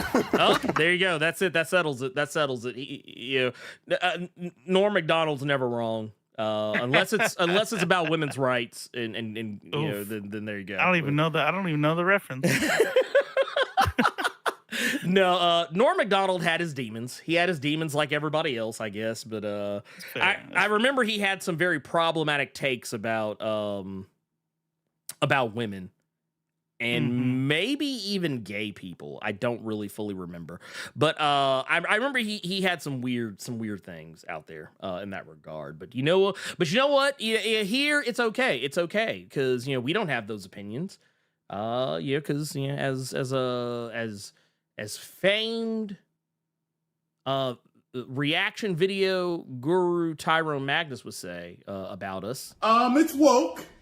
You know how we do. You know how we do. Rough Rider on Twitch over here putting songs in my head. Damn. I feel like I have like a disease or something. My brain is broken. Man. I'm like, just get it out. Just say it out loud. Yeah. Okay, good. It's out. It's that affliction I have though when I'm like we've been watching Ted Lasso getting caught up, and they've been I'm on season 2, which is the most depressing season that I'm aware of so far. Because it's dealing with a lot of feelings, emotions, a lot of personal mental health stuff. And but it's also the season that they've been having a lot of good needle drops. So then I'm catching myself like humming humming a lot of the songs from the show. So there you go. Having so much fun with that. We've also we already of course obviously we have the other Doc over here. Taking care of us with that young raid. And we've also got Daz 1 3099 out here with the 5 says this current AstroTurf resistance to changes in comic book movies. Do you think it will lead to James Gunn's new cinematic DC universe flopping? No. Man, no, I don't think so. Here's what's gonna happen.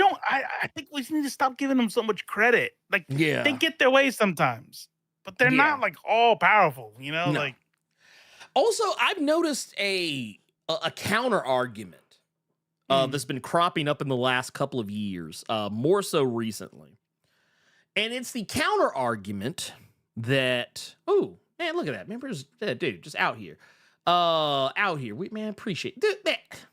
That's my boy right there too.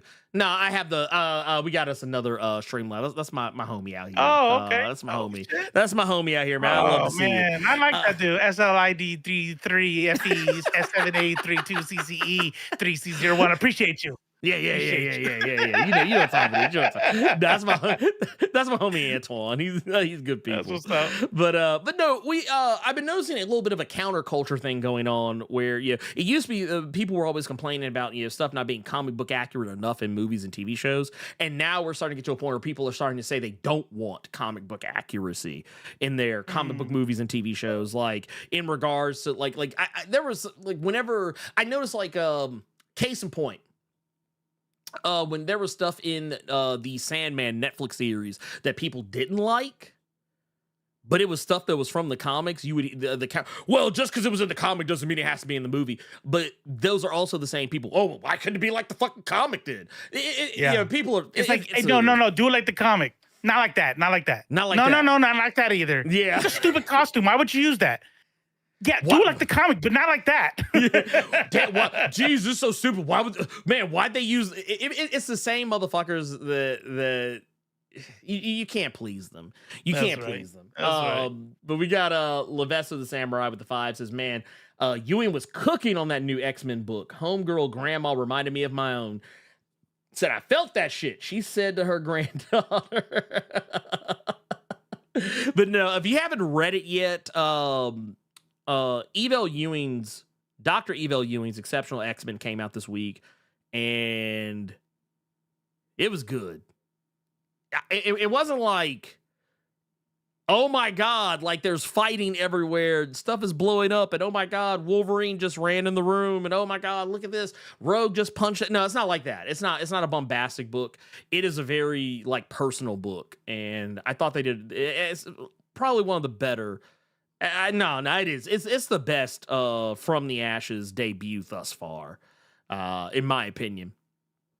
And I know I'm right because Gail Simone said the same.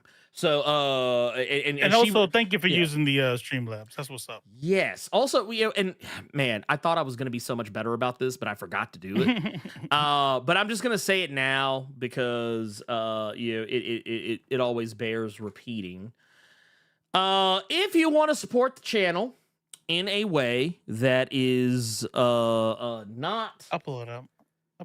Look at you, my guy, man. Look at you. Yeah, this guy. That's what I'm talking about. Now, if you put it in there, I'll pin it. You put it in there, and I will pin it. I keep meaning to do it like before we even go live, but I always fucking forget. But that said, if you click this beautiful little link that I've pinned in the YouTube chat and will also pin on the Twitch side of things, it'll be here until the stream ends. If you click on that little link, go follow it, you have an opportunity to help support the channel without lining the pockets of those very same billionaires and corporations we were just talking about earlier. So help us out. Like I said, I always appreciate the coins, no matter how they're given to us. But if you donate through Streamlabs, know that I won't say 100%, but like 97%, something like that. It's like 97, it's so close to 98. It's not even funny. It might as well be 100%. It may as well be 100%. Like at that point, I don't care about 2 or 3%. But you give us the whole bag when you do that. So it's very appreciated. Versus half. So that's versus half. Like see this right here? That's a whole 5. That's $10 right there. We're like almost a full $10 as opposed to like 3. Not that we're bitching. We love all of it. Yes, it's okay. I'm just saying you got options. That's all. Yeah, you got options. You have options. That said, my homie Antoine out here says, first time catching a live show. Don't know how long I'll be here, but I'll definitely catch the pod. Just dropping in the show. Some love to you awesome brothers and the community. Antoine. Hey, we appreciate you, pimp. We appreciate you. And yeah, I think that with that we're all caught up. Yeah. I have an idea. What's up? What you got? Because we just talked about it. Yes. It's how about we open the lines? Ooh. We can open up the lines, and if anybody in the chat wants to say something about the Beau thing, ask a question, challenge us, right? I did see a couple little sneaky little chats in there that didn't really feel like they didn't like what we had to say. If you would like to join the Discord, do you have a Discord command? I used to. If you would like to join the Discord, we have a channel called The Waiting Room, all the way down at the bottom. And we'll open it up in about a I might have for to a few update minutes. I might have to update it because I think it's an old one. Yeah, Okay. I think it's an older one. And that link may not work, but here I have the link that's in the description. Mm-hmm. That one should work just fine. So If here, that one doesn't, I have this one too. So okay, here I got. If you click that link, y'all, you will be able to join the Discord. Also, shout out to the Susan Turpin out here. Susan Turpin Out here hooking us up with the 45 biddies. We I appreciate mean, it. don't come in here saying that we are being apologists for some bullshit, but you don't want to come in the Discord. You know what? I think that's gonna be. We'll talk about it offline. I kind of want to make a rule. Yeah. Right. But this is a 2-man project, so I can't just do this willy nilly. We'll discuss it. Yeah. I feel like if you're gonna come in here and talk shit, you should be allowed to, without getting banned. Mm-hmm. If you have the gumption to bring yourself in the chat and talk to me live, okay? Yeah. And then they'll be like, okay, respect. But if you're gonna be a bitch and not jump in the chat, then you probably just get banned. Yeah. I mean, But we'll see. We'll see. We'll see. We'll see. I tell you what. Here, I'll turn it on. Let's see here. That's it. I just booted up the waiting room, so yeah, it's there. It's and I guess while we while we wait for we can go on to the next topic. any of our critics to step into the arena. Testicular fortitude. There you go. Yeah, step into the bullpen. I'm gonna say I'm about sick of these racist nerd cells. I'm making about money. right? Like, well, not even just that, just being ugly and ill-informed. Yeah, that's how they make the money. I almost want them to I wish Captain Marvel would just come out. Right? Just so they would be more distracted. Just go make fun of. I'm not saying go make fun of. I'm not encouraging anyone to go make fun of Brie Larson or send her terrible things. But I'm like, look, man, y'all were way more tolerable when it was just about Captain Marvel. Like, now that y'all have infiltrated my video games, I'm sick of y'all. Because I'm gonna be honest. I have seen so many people doing the absolute most over a game that is just okay. And when I say okay, I don't mean okay as in, oh, it's not good. No, I mean okay as in it is exactly that. It is one of those games you used to play when you were probably 20 years younger that came out that wasn't particularly great, but it wasn't egregiously bad either. It was just a game that was fun and probably is something that you love dearly and you have fond memories of because you rented it from a Blockbuster and beat it over a weekend or, I don't know, something along those lines. If you don't know what I'm talking about Star Wars Outlaws. Oh, no, what? Yeah. That's the main character? Yeah, it's the main character right there. Yeah. They made it woke. It's a little woke. Yeah, you know what? It's woke. Matter of fact. Good night, Paris. Many niggas. Easy. Oh yeah, so it's time for the footy. But no, it's crazy to me because there were so many people. We talked about this before, but like there were people who were just losing their minds about this game. I saw even some people who I shouldn't have a whole lot of respect for them, but even some people I had a little modicum of respect from, like Moist Critical. I saw like he posted a video talking about, oh, this game is so terrible. And I saw later he either changed the title of the video or put up a different video about the same thing it was framed incredibly different. It was more like he was asking a question. And I was like, dude, it literally, when I scrolled past and I saw the thumbnail, I was like, I just rolled my eyes and kept on scrolling.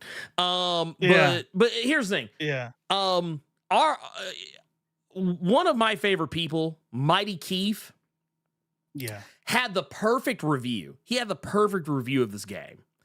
I'm not gonna play it because I don't. Well, I don't think he Dude would. doesn't miss. Yeah, Dude no, doesn't miss. Keith doesn't miss. Keith never misses. He never misses. I'm not gonna play the whole thing though because it's kind of long. Not long. Oh, play it's his short. rant at the end, the ending rant. Oh yeah. You know what? I tell you what. That Here, we you talk. You talk. I'll give you the time. I'll give you the time. Yeah. Let's do that. Let's do that. Here. Here. I'm pulling in. Let's go to the YouTubes. Yeah, Mighty Keith is definitely goals.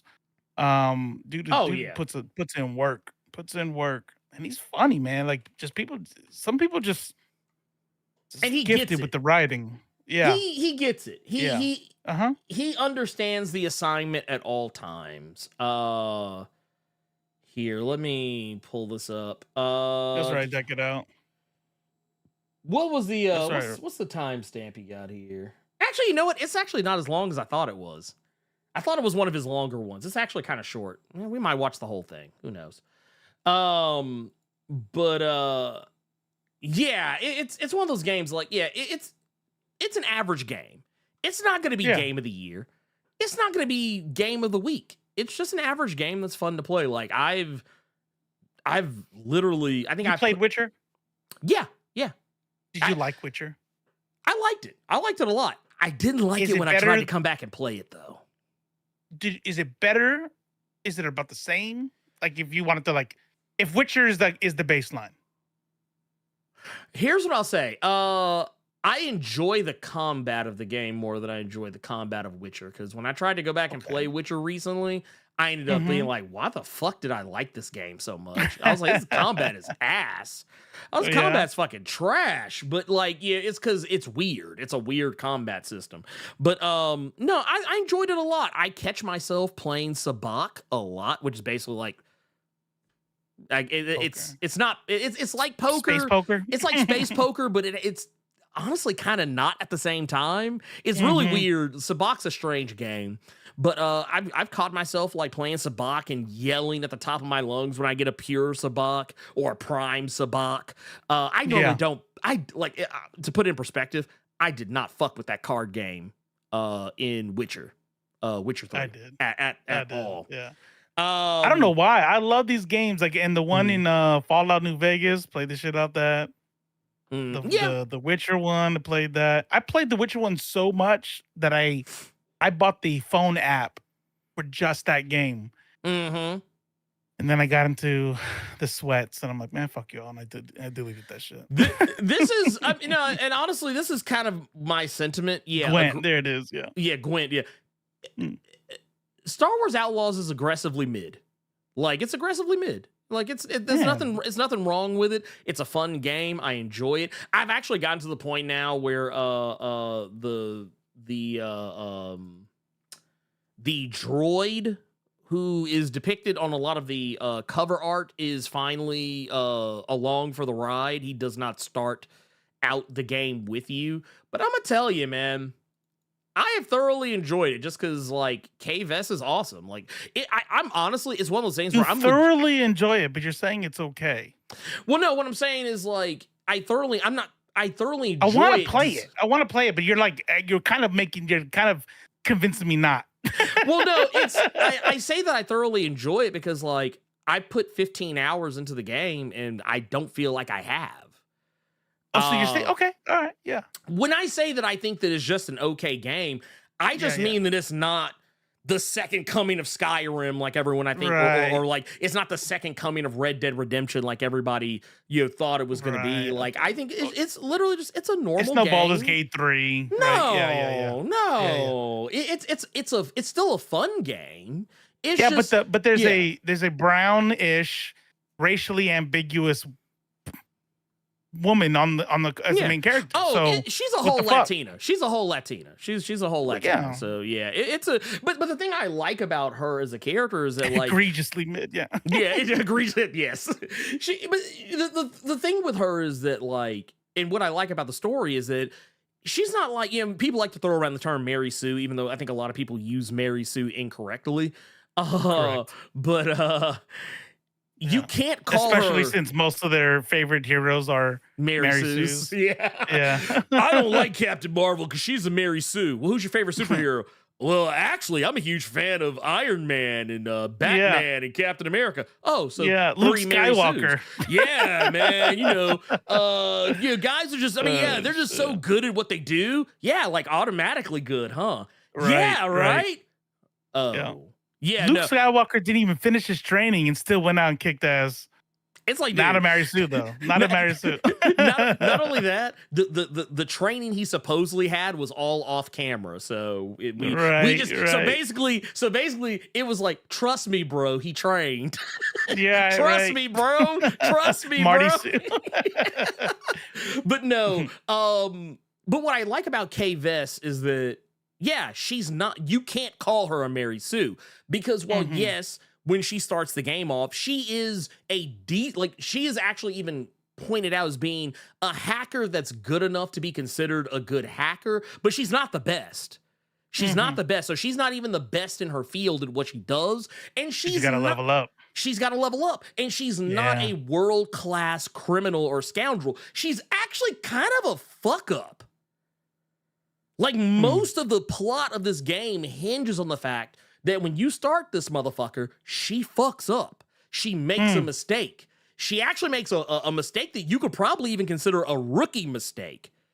Interesting. And that she is way too open to get rich quick schemes and things of that nature. Like, she's kind of like it's one of those things where it's kind of a fake it until you make it type of character where, like, even though she isn't as good, even though she walks around with an undeserved confidence, it's because she's trying to be the thing that she wants to be. She's trying to get there. Apparent confidence, right? Exactly. And it's like, look, you either like it or you don't. But the thing is, as you play the game, you realize, like, okay, yeah, she can be that person. And not only that, I'm sorry, Nyx is amazing. And when I say Nyx, I'm literally talking about the little axolotl puppy. Yeah, I'm sorry, you can't. I will accept no Nyx slander in this chat or anywhere else. Nyx is the best boy. There are no other options. Second is not close. There's no, like, second is like literally light years away. And you, like, does he ever limp? Does he get hurt ever? Like, limp? No, he actually does not get hurt. He does not get, like, he cannot, he ultimately cannot be harmed. You know what it is? Do you remember The Last of Us? Remember how when you're playing as Joel and Ellie's following you around and, like, she's invincible. All the monsters don't even, like, pay attention to her most of the time. Right. It's kind of like that. It's like you're running around, like, all of a sudden, like, the clickers and monsters, like, she runs, like, directly in front of one of them, and, like, there's kind of like, I don't see anything. Like, like, it's one of those things, like, you can send Nyx to, like, pick people's pockets and shit, and most of the time, they do not even know he's there. Yeah. And also you get to eat food with him, and they make a little mini game out of it. And it's cute. If you point your gun at him, it doesn't allow you to shoot him. But if you just hold the gun, like if you point it at him like you're going to shoot him, he'll play dead. Oh, that's it's cool. cute. Okay, all right. So yeah, like he'll legit do this number. He'll go.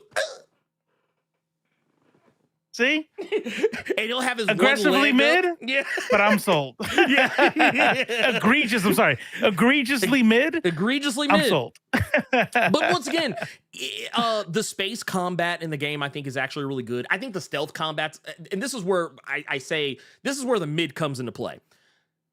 There are aspects of the game that are really good, and there's aspects of the game that are, you can tell they weren't baked all the way.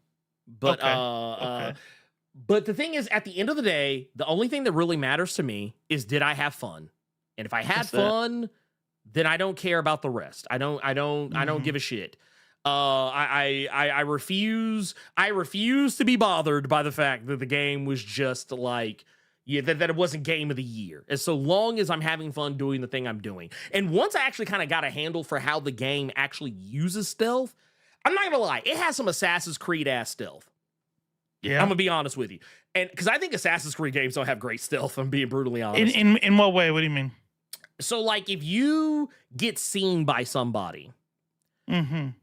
so long as you just run away and then like Right, go right, hide right, in a right. bush or some shit, generally most people won't even see you. Must have been the wind. Yeah, basically. It's like, oh man, I need to go back to Tashi Station to get those power converters. Or the Skyrim arrows coming out of the head, but you didn't kill him. He's like, must have been the wind. Dude, there's been times okay, you can make a case for some of like the stormtroopers. You can make a case for why they don't see you sometimes. Because like I've literally walked up right next to stormtroopers who are looking dead ahead, and I'm just kind of like walking up on the side of them and laid them down. They didn't even know I was there. It was like, bro, how did you not? Like, even when they're kind of like slick facing me, so long as I'm just a little bit out of their line of sight, it's like, bruh. Right. Come on. Right. Like the stealth in that game is basically the Jedi mind trick. No, you did not see me hiding in this bush.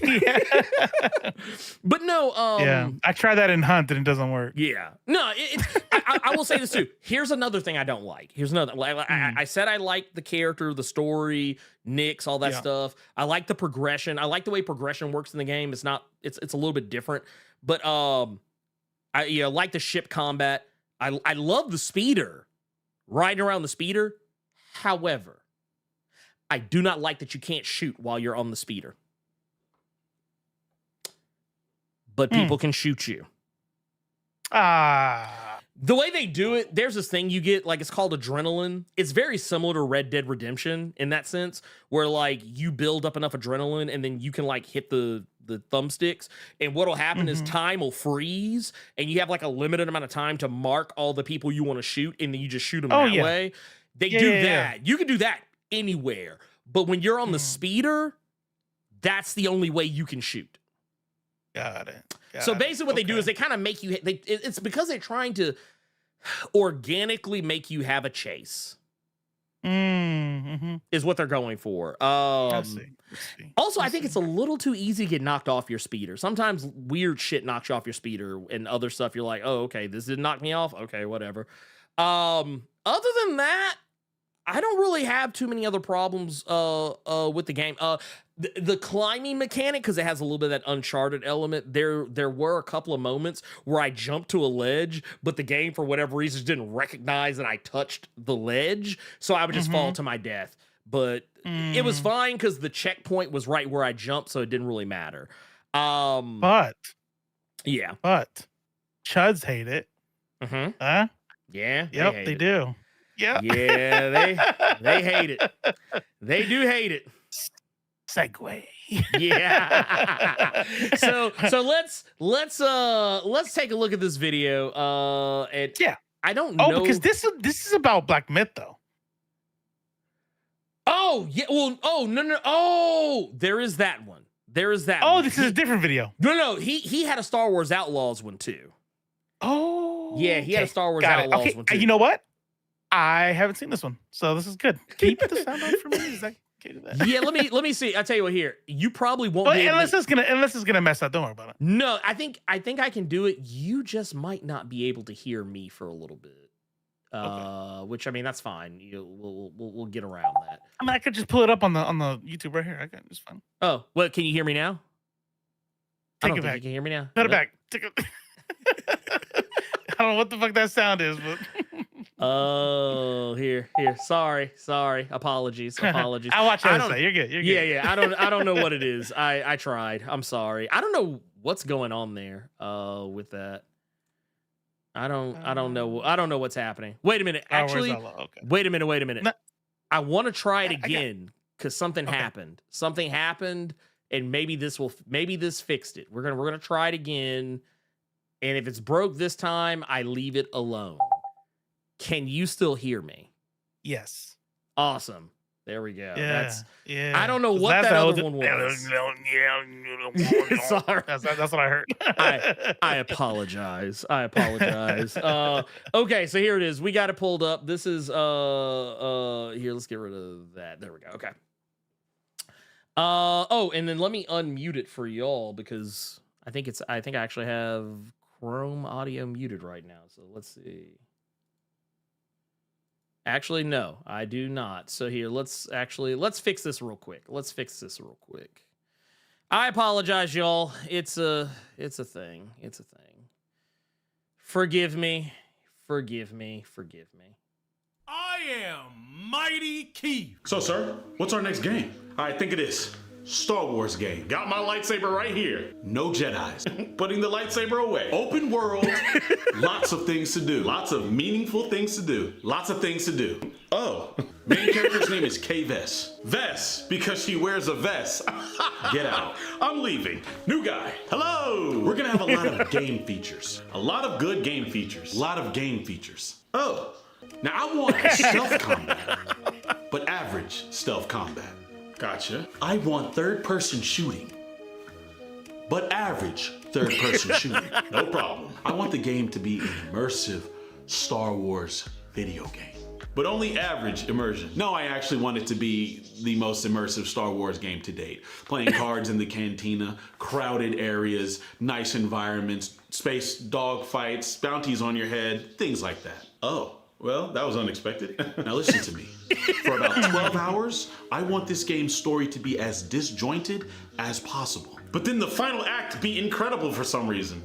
Exactly. I want to use the reverse logic that anime uses. I got you, sir. But what if we had the plot points connect actually earlier and had the companions all have interesting dialogue with each other the whole game instead of just the final act?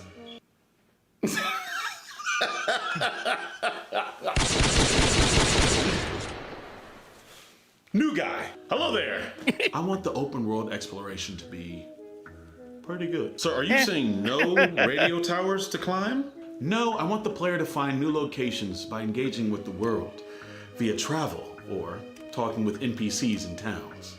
Well, that seems like a far cry from our usual standards. Make the AI horrendous. And we're back. I want hacking in the game.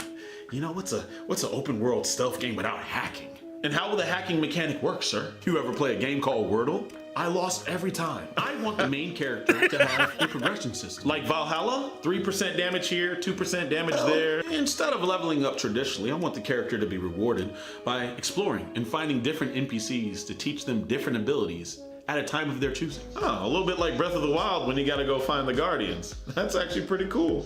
It is. But the rest of the game seems, while fun, very average. It is. Boy, that's just crazy.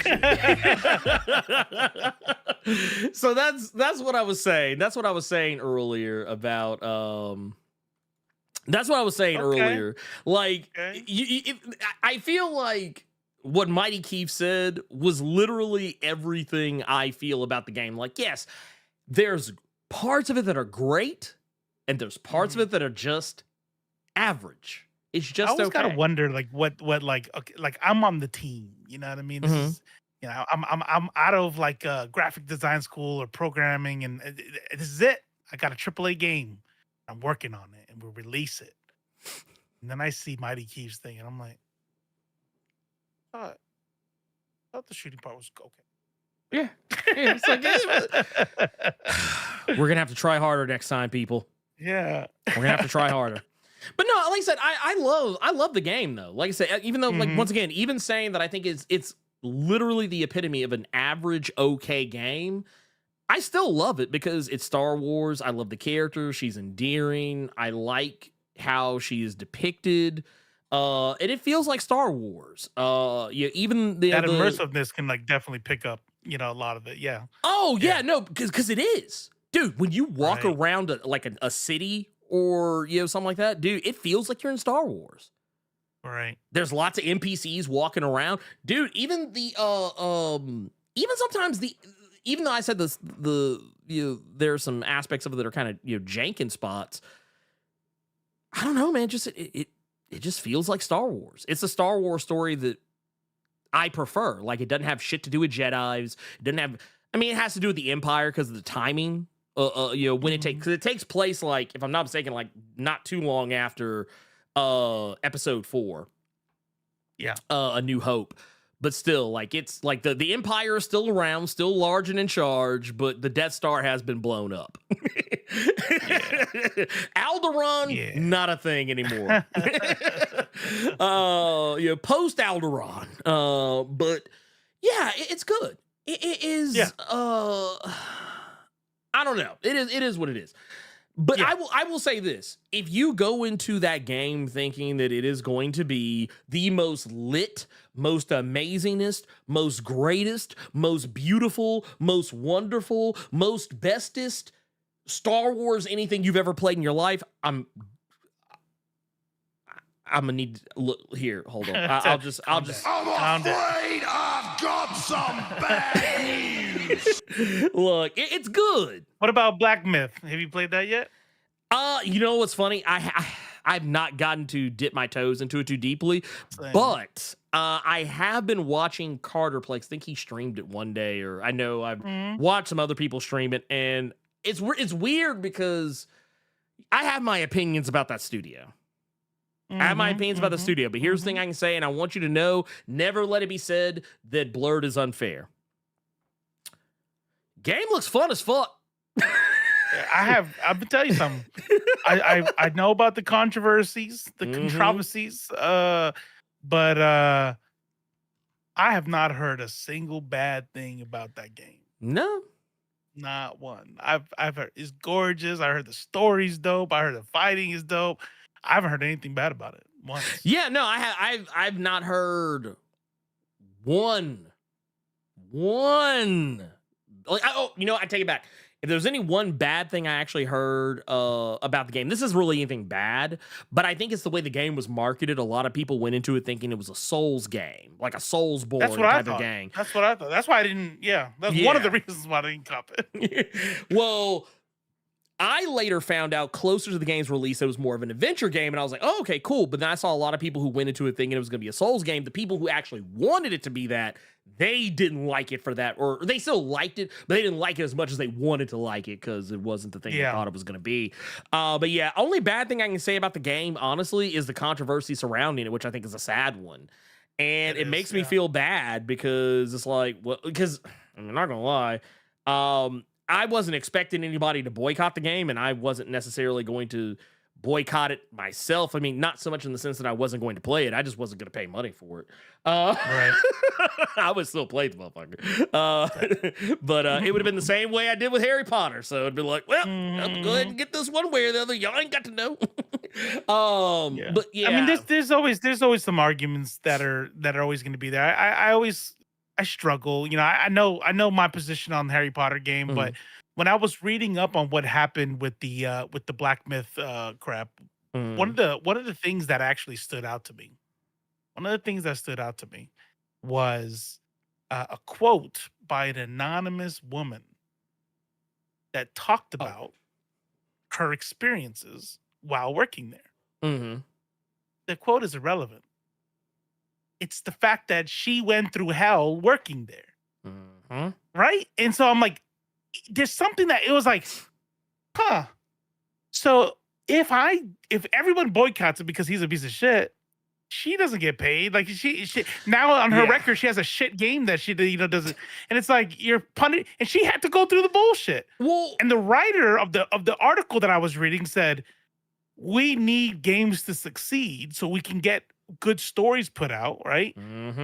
But so she the woman who wrote this article on IGN, she goes, I'm not boycotting it. I'm gonna play it. I think it's important for games like these to succeed, but everyone should also know what a piece of shit he is. Right. It's here's the thing. Like, you remember when all the what's his face? The Blizzard stuff was going on? And all the revelations. Activision shit. Activision Blizzard, all the revelations of sexual misconduct, sexual impropriety, and sexual harassment, so on and so forth. All that stuff was going on, and everybody was boycotting Blizzard, Activision, and all their games. And the thing, I actually saw someone say this, and it was actually somebody who worked for Activision Blizzard. They said the same thing.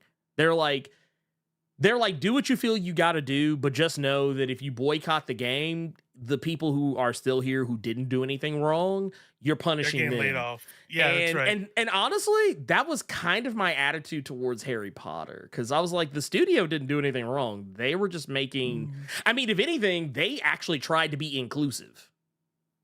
They actually tried to be inclusive counter to J.K. Rowling, which I'm sure she didn't care for. I mean, I know people didn't like the trans character that was actually in the game. At least I encountered. I don't know if it was a universal thing. Is it true that the trans character's name had like the first and last name was like a feminine sounding name and then a masculine sounding name? And it was like, yeah, you could tell fucking she had a name and she had a hand in.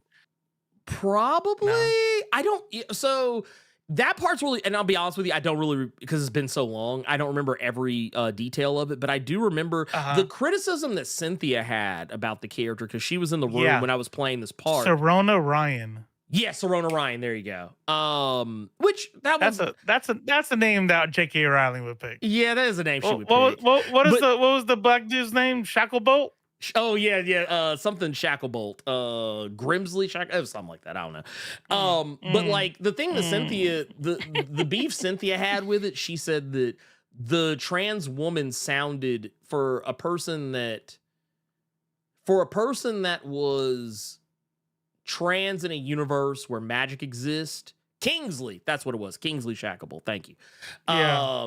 This is wild. But no, she said that it was weird that her voice, the way that she was depicted from a vocal perspective, her voice sounded like someone who hadn't gone through like hormone therapy. But I mean, to be fair, we're also talking about a world where it's also like a really long time ago before that stuff even existed. But you also live in a world where magic exists. So technically, if you really want to, you can make yourself sound like whatever the fuck you want. I don't know. It's one of those things. I can see that's a tightrope though, because like if she doesn't have some sort of like tell that she's trans, then it becomes the same sort of thing as Dumbledore's gay. Yeah. Okay. Yeah. Dumbledore's gay. Like, how? I made it How gay. was he gay? He just was, okay? He's gay in retrospect. Are you still playing Cyberpunk? Cyberpunk? Yeah, when I can. I'm right now addicted to Hunt. So every time this computer comes on, I'm either editing or playing Hunt. Well, do you remember the trans character that's in Cyberpunk 2077? Do you remember? I can't remember her name to save my life. But I don't know. There's actually, I think, 2 different trans characters in the game as of I wouldn't know. I wouldn't doubt it. As of the expansion, because I don't know if you know the content creator Sphere Hunter, she is in the game. In the DLC. V is trans. Yeah, if I guess, yeah. I mean, technically. Oh wait. V is the main character. V is the main character. V can. I mean, you can in a roundabout way make V trans because you can change what voice you have based on your change difference in your genitals. appearance. You can change genitals on that too, right? Yeah. So So I mean, you can technically be, but there was a character at the bar. She was the bartender. Claire Russell. Something maybe that I don't remember the name exactly, but like she's the bartender that talks to you and Jackie about getting a drink named. Oh yeah. It is Claire. Yeah. The thing I didn't know it was a trans character. Yeah. Claire in the game is trans, but here's the thing: I actually thought they did a really good job of it because I didn't know until there's a point where she tells you if you go down like her story path, but like.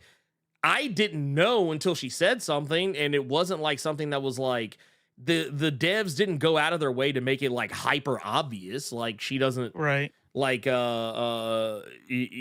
to look at her, to hear her speak, she sounds like any other woman that I know. Like it was kind of like, okay, all right. Well, so when she said it, my response was less like, oh damn. It was more like oh shit. That's kind of cool. Like I was like, because it wasn't like something where like the game doesn't come to a screeching halt to tell you that. It's just like it's a thing. If you know, you know. It's not anyone else's business. It was just like she just is who she is, and I thought that was pretty cool. If the Harry Potter game would have done that, I think they would have had a lot more mileage out of it. But that's another story altogether. Trumbull does. Sorry, just popped in. Just popped my head in. Pause. To answer vid title, we don't know what Beau actually did, and Beau's recent body of work was highly liked versus Majors. He did his thing as Kang, and He Who Remains. Yeah, and another one is, Majors is straight and Beau's gay. Beau's gay. There. we've yeah. And wrap that one up. Wait, hold on, wait a minute. Message. There you go. I did it. I did the thing. But no, that all that said, just kind of getting into the some of the other stuff, like these guys, the goalposts are always moving. And I can't make this case with Star Wars Outlaws as much as I can with some other games, just because Star Wars Outlaws is made by a major studio, or at least published by a major studio. But like, you look at some of these other games, like, I know this is something we've talked about in the Left Field Discord a little bit. And I think it's also come up in the Blerd Koa Discord on some level or another as well. But things like the game Dustborn that has been catching a lot of, well, if I do that, there you go, has been catching a lot of flack as of late for being not related to this, but for being a game that has a lot of representation. Like, for those who know, like, this is like your cast of characters in this game. I mean, there's, like, as far as can be told, mostly characters who are either of color or are ethnically ambiguous, save for maybe one. Nothing makes me more mad. Look, if anything's gonna piss me off more than a strong female lead, it's a fat woman. Oh no, I don't like it. I will lose my shit if also, anyone is over 20% body fat. Also, I'm also gonna say too, if they have dyed hair, if their hair is any color other than a natural hair color, is gonna make me egregiously. Well, you're not being fair there. Do they have giant titties that are popping out? No, because that matters. That does matter. Like giant titties, you can have your hair dyed. If you have less than a E cup, then woke. Okay. Yeah, no, it's it's woke. Yeah, I'm gonna say it. It's woke. And no, yes, as oh, she got vitiligo too. I like that. She's got vitiligo as well. And Elite also kind of points out that also kind of is something that I thought about too. And I was looking at this, is that the design kind of reminds me of that game Validate. Honestly, if you told me it was the same design team, I would have believed you. And Polly right here saying Red Thread Games is a tiny Norwegian studio, by the way. That's the other thing. This isn't a major publisher. This is if I'm not mistaken, if I remember correctly, it's a tiny dev team that is, the game is going through a major publisher. If I might be misremembering, but like, the point of the matter is, this is a small dev team. They are doing the game that they wanted to make, giving the representation they wanted to give, and did it the way that they felt the most comfortable with. And people are out here crying DEI and woke. No. That's not right, because they said whenever you change a character and you race swap, they always say, why don't you just make your own characters? Oh, right? That's right. Yeah. That's right. So that's right. Then you do, right? An original title, are their own characters. Obviously, the chuds go, thank you. This is what we've been asking for, Nothing race swapped, right? So I feel like they had to have loved these then. Oh yeah, no, you would think, but then you just said the thing.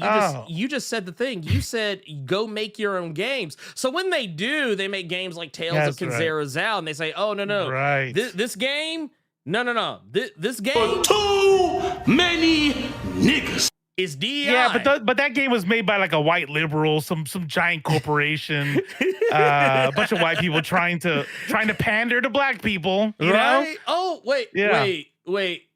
Who was wait, it was Father was the one who it was this motherfucker who made the game. Oh shit. Oh damn. Oh shit. Well, you know what? Even more. Can't even call it pandering. Many niggas. They actually had an actual Negro overseeing the whole Lord. thing. So yeah, now it's Lord. really DEI. This is DEI like a motherfucker right now. But yeah, like you can't win. The goalposts are always moving. That's it. And That's you're it. not allowed. You're not allowed to have these kinds of you're not allowed to have these kind of games, because the second you go make your own thing, people are going to get upset. They're going to say, "Oh, That's well, right. you." And you know what? I want to go back to this. I actually want to go back to this. This has actually become one of my it's become one of my favorite things, and I think everyone needs to see it. I actually shared it on the Blerd Cave last week, but I'm gonna share it here just the same. Tim Seeley, known writer of comics and television and movies, said something that I think is probably one of the most important things I think all people need to see. He says there's a subset of fandom whose view is that if anything isn't for them, it must not be for anyone. Your goal as a creator should be to never ever make anything for those people. Mm-hmm. And I agree 1,000%. I think that Love it.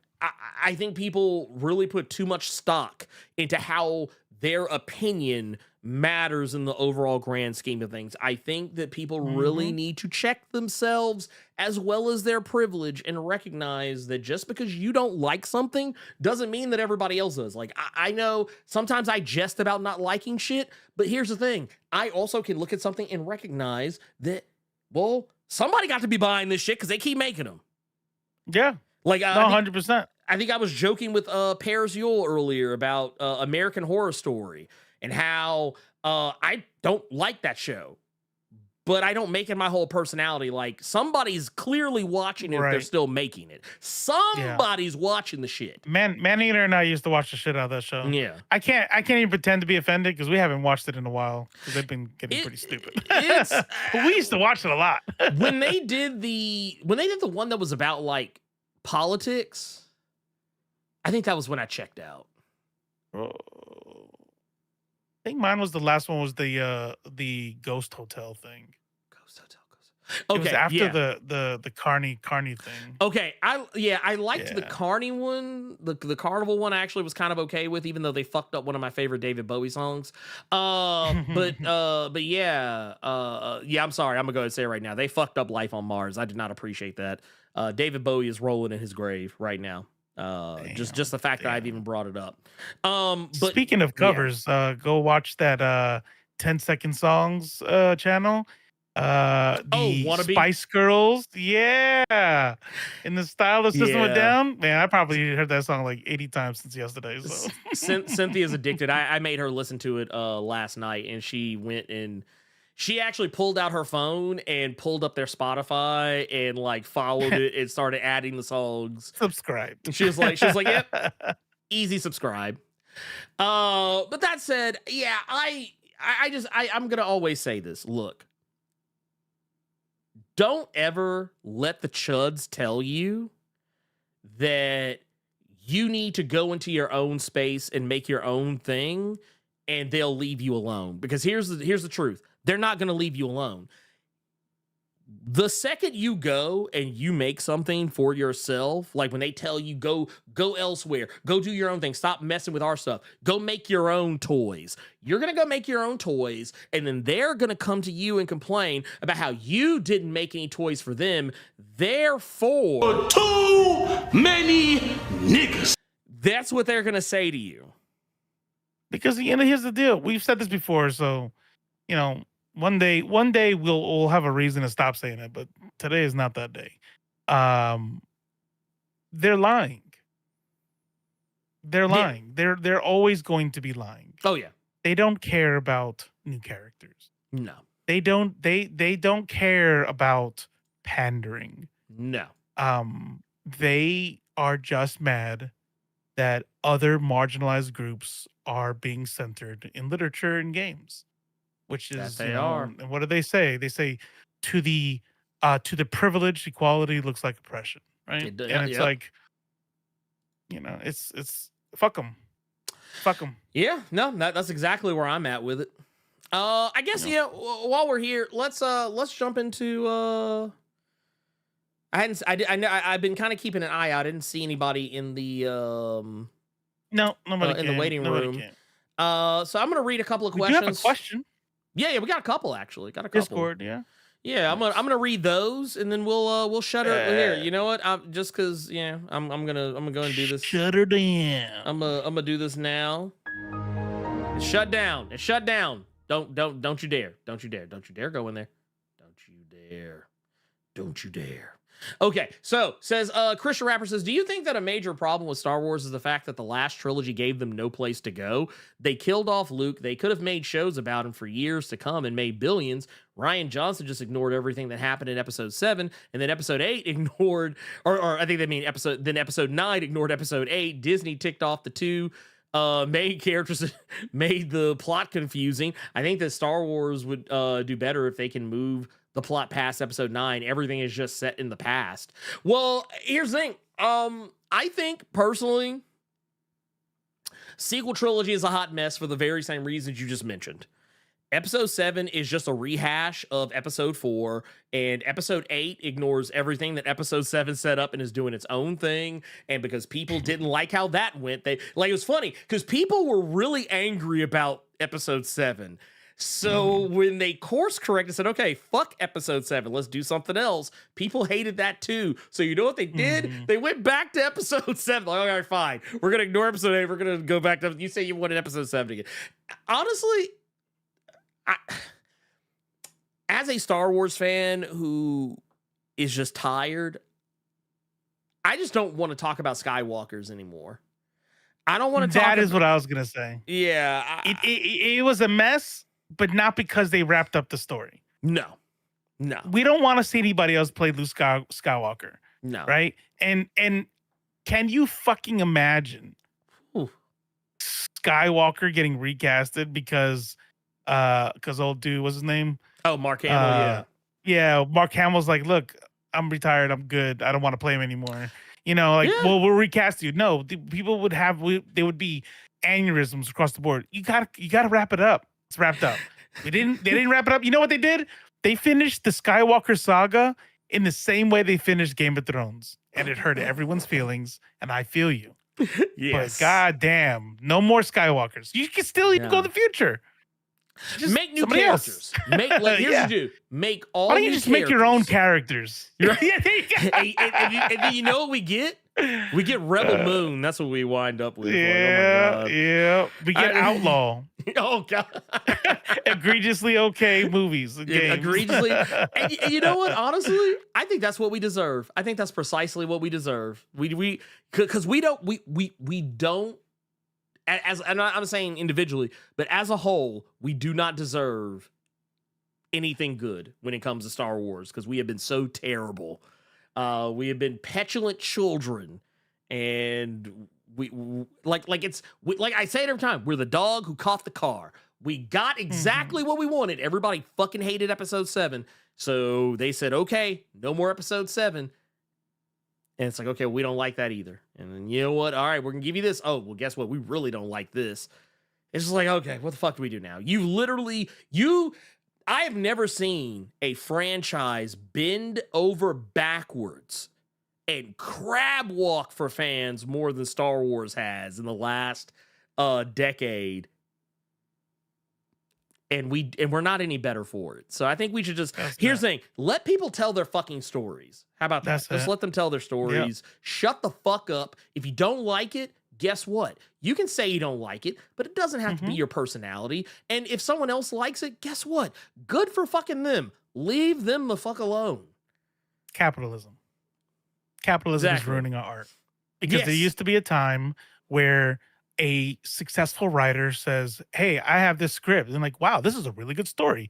Let's make it a movie. Cool, let's do that. Not anymore. Now you have boardrooms. Now you have like, how much money do you think we could make from this? Maybe 200-300 million. Nah, not enough money for me. I need more money. So we're not making that movie. And so everything is based off of what these bullshit ass, whiny ass fans want, because everything is about these these means testing and marketing and can, are we going to make $1 billion or not? Instead of just saying, let's put out stories, So That's no, I 100% agree. sad. Tell before you wrap this part up, I kind of want to. I would love to see an Acolyte season 2. There's a hashtag Save the Acolyte. And what were you saying on Disney Channel? You can request shows. Yes, you can. You can go to the Disney Plus. You might be able to do it in the app, but I've only done it on the website. But yeah, you can go on the website and there's like a thing in the help section where you can request different TV shows and like it's like basically content that's not on the platform. You can request. Let me see here. Yeah, if y'all want to see Acolyte season 2, you guys got to go to that link, and everybody put Acolyte 2 in that shit, and season 2 in that shit. Basically, yeah. Yeah. Matter of fact, here I'm on here right now. Here, hold up. There. Okay, so on here, and just FYI, all you got to do here, I'll go back. All you got to do is go up here, click on this, go to where it says help right there, click on help. It'll open up this window, scroll to the bottom, and then you go to feedback, click on this, say request movie or show. They will give you up to 3 title suggestions. I've seen a lot of people do it where they request the same thing like 3 times. You can do that, or you can be more nuanced and just request a bunch of shit that you want to see. Me personally, when I did it, I requested Acolyte season 2, She-Hulk season 2, and Ms. Marvel season 2. Those are the 3 things that I requested. So that is your way. That is your weapon. That is your cudgel. That is what you use if you want to have your voice be heard, because they do listen. And also, watch The Thing. Right.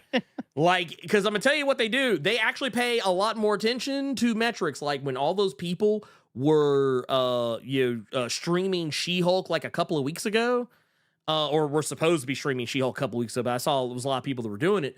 But point of the matter is, I'm pretty sure Disney saw that and said, oh wow, a bunch of people are doing that. Matter of fact, I know it fucking works because Greg Weisman told me as much. He literally said that everybody streaming the fuck out of Gargoyles on Disney Plus, like he told them to, was what led to the comic happening and is also leading to the live action, what was the announcement of a live action reboot of Gargoyles. So here's the thing. If you fucking take the time to watch The Thing, guess what's going to happen? They pay attention to that shit. You got to go do it. I'm sorry. You got to do the work. You can't just say you want it. You got to put your money where your mouth is. And same thing with or you get what happened with the Brooklyn Nine-Nine and Futurama. Everyone's like, yeah, no, oh my God, come back. So they go, all right, wow, that's crazy. Shit's viral. We're giving it another season. Still didn't show up to watch it. They're like, right. No, we're shutting this back off. Yeah. It's like, well, I guess we got to shut it down. But yeah, that's that one. Kidoma also says this might be a little metaphysical, I think, maybe, possibly, but we're gonna try and answer it. Kidoma says, hello, nerds of culture. I hope all is well. The question of the day is, do you believe in free will, or do you think some things we call freedom are no more than biological environmental factors that influence human behavior? The neurologist Robert Sapolsky makes some interesting arguments on the subject. I feel people only have as much free will as they think they have. I'm actually willing to lean into the latter. And I don't want to put, my wife's business out there like that, but my wife and I have very different ideas of not what freedom is, but like our ability to make a choice to do the thing we want to do. Like when I make a choice to do something, I'm like, nope, I'm going to do it because you know what? Fuck it. I want to do it. My wife, not so much. And I think, yeah, environmental conditioning, maybe even some maybe in some lesser extent, genetics. Because we talk about generational trauma.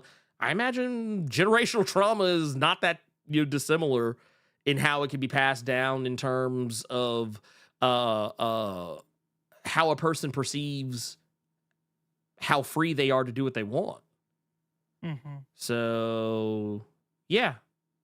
The debate of free will is been happening since like Socrates and before. And there's a philosophical way to look at it, which I will be honest with you, not super interested in. When I hear the arguments, I'm like, these aren't like provable things. These are just like really smart things. I'm like, wow, that's a good point. Oh, wow, that's a good point. Look, so anybody gonna prove any of these points? No, okay, fuck out of here. This thing that you're talking about, this study, is the thing that's actually like made it more fun to talk about. And it's the idea that no matter what you do, no matter what decision you make from 1 second to the next, it was all predetermined by your set of genetics. Decade Out says, while you're not allowed to drive a car on the sidewalk, ain't nobody stopping you from smashing a family value pack of Oreos. I think, is that an analogy for smashing your car into family, right? Like, and if I'm reading that right, yeah, but there are people who do, right? There are people who's like, yep, that car drove into a parade, killing blah blah blah blah blah, right? You don't do it because you are not genetically predisposed to do that. And so this idea that Trumbull does, I usually see debates about free will revolving around religion. Exactly. That is the thing, right? And it's like I personally, in religious terms, if there is a God and he knows everything from the past, present, and future, I don't see how anybody gets around determinism. And obviously we don't have a free will. If our future is already set out before us, then we don't have free will. But from a biological perspective, the idea that you do nothing that isn't already part of what you are genetically predisposed to do, it doesn't look like we have fucking free will. If what we do and don't do is based off of what we are predisposed to do or not do. So, I lean towards not having free will. But you know what? Just to close that up real quick, I will tell you this much: as fun as it is to have those kind of conversations, I don't really let it affect. It doesn't affect my real life, right? Like, for example, I don't believe in just personally, I don't believe like in a soul, right? So I don't believe in the concept of love as this like abstract, intangible thing.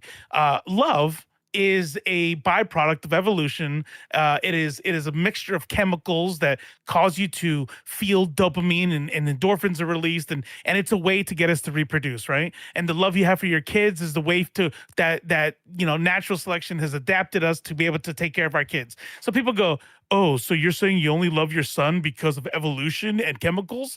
And I go, yeah, but that doesn't make the love I have for him any real.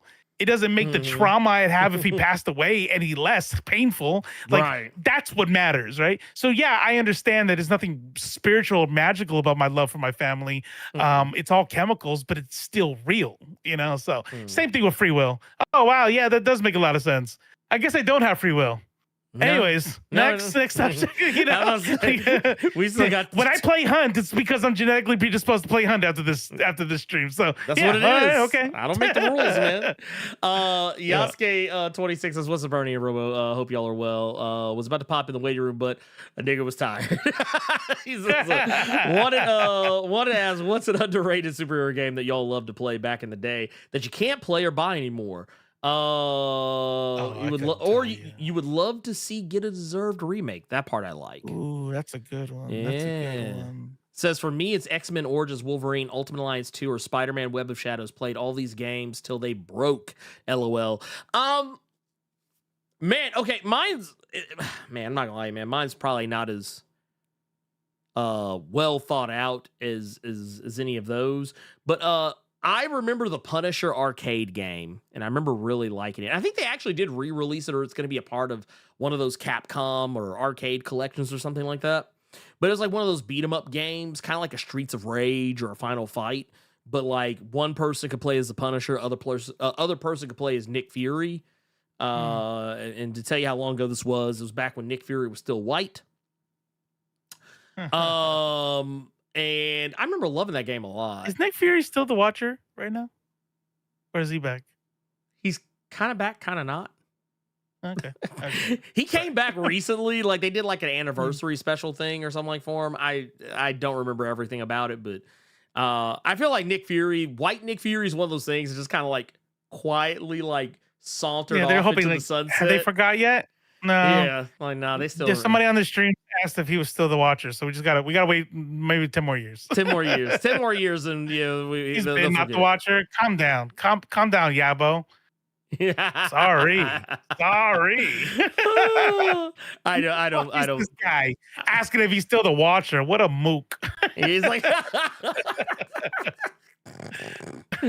But no. I would also say the Punisher. The game that was kind of like a slick. It wasn't really a tie into the movie, but it kind of was, just in the sense that Thomas Jane did the voice for it.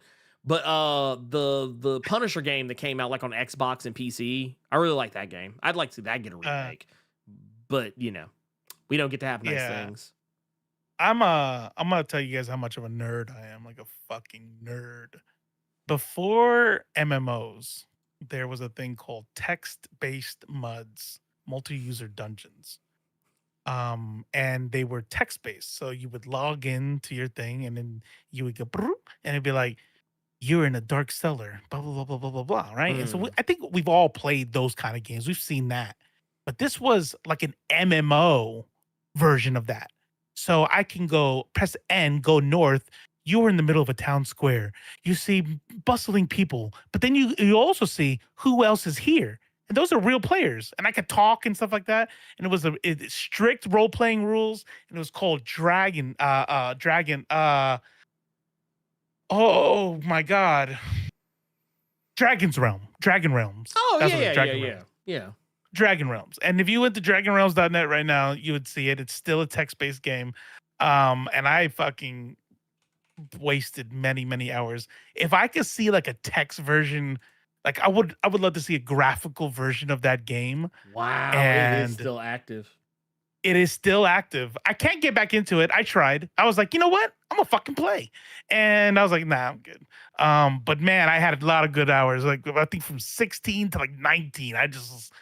A lot of people talk about, Dragons. This is it. This is fucking it. There is no graphics to this game. It's all words.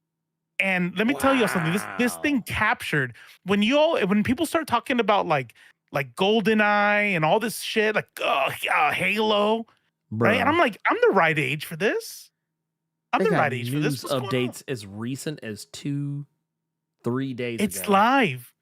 This game has players that have been playing this game for 40 fucking years. Well, 30 years. Jesus Christ. 30 years. Can you imagine EverQuest still live right now? That's what this thing is like. God, no. Who does I would this? love to see a graphical version of this game. Like, give me, like, if I had my wish, if I was a king for a day, I would take the team who made Baldur's Gate 3. I'd make them study Dragon's Realm, and I would love to see a graphical version of that game. That's my thing. Dude, this is just, Oregon Trail. This is this so RuneScape's wild. daddy? Yeah. MUDs, multi-user dungeons are the literal grandfathers of MMOs. Mm-hmm. Here we are. Yeah. That's the grandpappy. That's the grandpappy. Yes. We also got John Swer says, thanks once again for a great show. On another note, so we ain't gonna talk about that Ghostface pic that showed up over on Threads. He said, so if nothing else, it'll end the show on an upbeat tone. Can't wait for NOC number 50. Yeah, that is a good one. That is a good one. Yeah, Maneater played me. Maneater got me. so I put the mask on and she goes, "Oh, that's hot," and she takes a picture, and I'm like, "Oh, dang, yeah, that's pretty good. Like, you know, I look pretty good right there." And she's like, "I'm gonna put it on Threads," and I go, "I'm like, I don't care." I said, "Yeah, put it on Threads." She goes, "You think I won't put it on Threads?" I'm like, "Put it on Threads. I don't care." But I'm thinking like she's not gonna put it on Threads. She's calling my bluff. I'm calling her bluff. I'm playing chicken, right? I'm like, I ain't scared. And she goes, "All right." And I look down, I'm like, "You fucking put it on Threads?" I'm like, all right. You got me. She sure the fuck did. Learn my lesson. Look, learn my lesson. And I found it. Because it was funny because I was just kind of sitting there, like, just kind of like, yeah, you doom scroll. I'm just sitting here just like, I was like, I'm not gonna lie, I actually thought it was I thought it was Beau DeMayo at first because I was like, oh shit. Oh, okay. Okay. He's like, all right. He's like, yeah. Shit, me too, you know? I'm like, I kind of look like Beau DeMayo in this picture.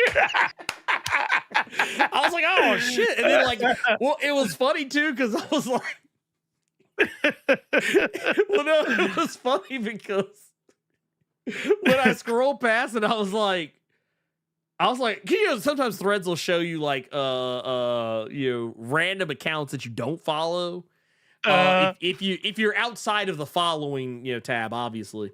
Mm-hmm. But when I was going through, I was like, I don't remember following any like thirst traps for why am I seeing male thirst traps? That don't make any sense. I was like, I mean, and not in like it wasn't, and I want to make it clear, it wasn't like in a, ooh, get that gay shit away from me. It was nothing like that. It was just like, it was that moment where I was like, the algorithm's fucking up. I was like, I said, was it because I liked that one picture that was like a dude in cosplay, but he was like, he had his shirt off? I was like, is it because of that? Because I was like, that wasn't anything sexual. It was just like a thing. Damn, Elite. Come on, that's not that. You gotta be a bro. You gotta be like, that's what's up. You know what I mean? Oh, gee, I remember that game. You played Dragon Realms? You played Dragon Realms? I don't meet very many people who's even heard of it. That's pretty dope. Look, first off, that's that what's man up. said Netscape. Get the fuck out of here. Who remembers Netscape? I bet you Gillismo and I are related somehow. We have like some weird similarities in our history. Look, I'm not gonna hold you. He's half Puerto Rican, so I'm like, maybe. I was like, I don't know. That's funny. Look, I have a theory. but no, I think that's actually pretty awesome. Like, dude, okay, first off, I just want to, God damn it, you said Netscape.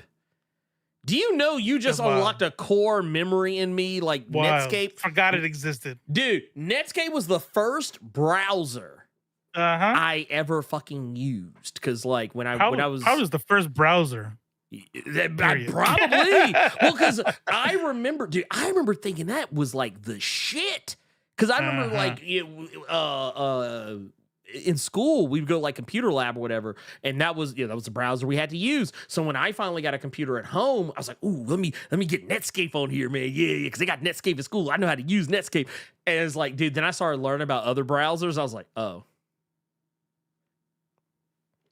yeah, this isn't that special. Right. But I mean, nostalgia still works. Nostalgia's all right. Yeah, no. I love dude, what was it? IRQC? What was that? Was that the one? Yeah. IRQC. Or IQC, that's what it was. That's what IQC. Green little flower thingy. I used to use the fuck out of that shit, dude. That and like an AIM. AOL Instant Messenger. Yep. You know what's funny? Is how like lingo like changes, and I kind of like don't even remember when it moved from IM to DMs, and I remember like feeling like that was weird, and then all of a sudden it's just DMs. It changed. And you know who says IM still? guy, majority report was Sam Cedar. Oh yeah, he does. Yep, he And, sure fuck does. I'm like, he says, yeah, you can IM us if you want us. And I'm like, you mean DM? Wow. Like I didn't even realize that it sounded weird until he said it. it's like, oh yeah, sometimes I forget Sam's a boomer. Yeah. But he's the good kind. He's the good kind of boomer. He's the type of boomer I would hang out with. Oh yeah, 100%. Yeah. And yeah, Trembled.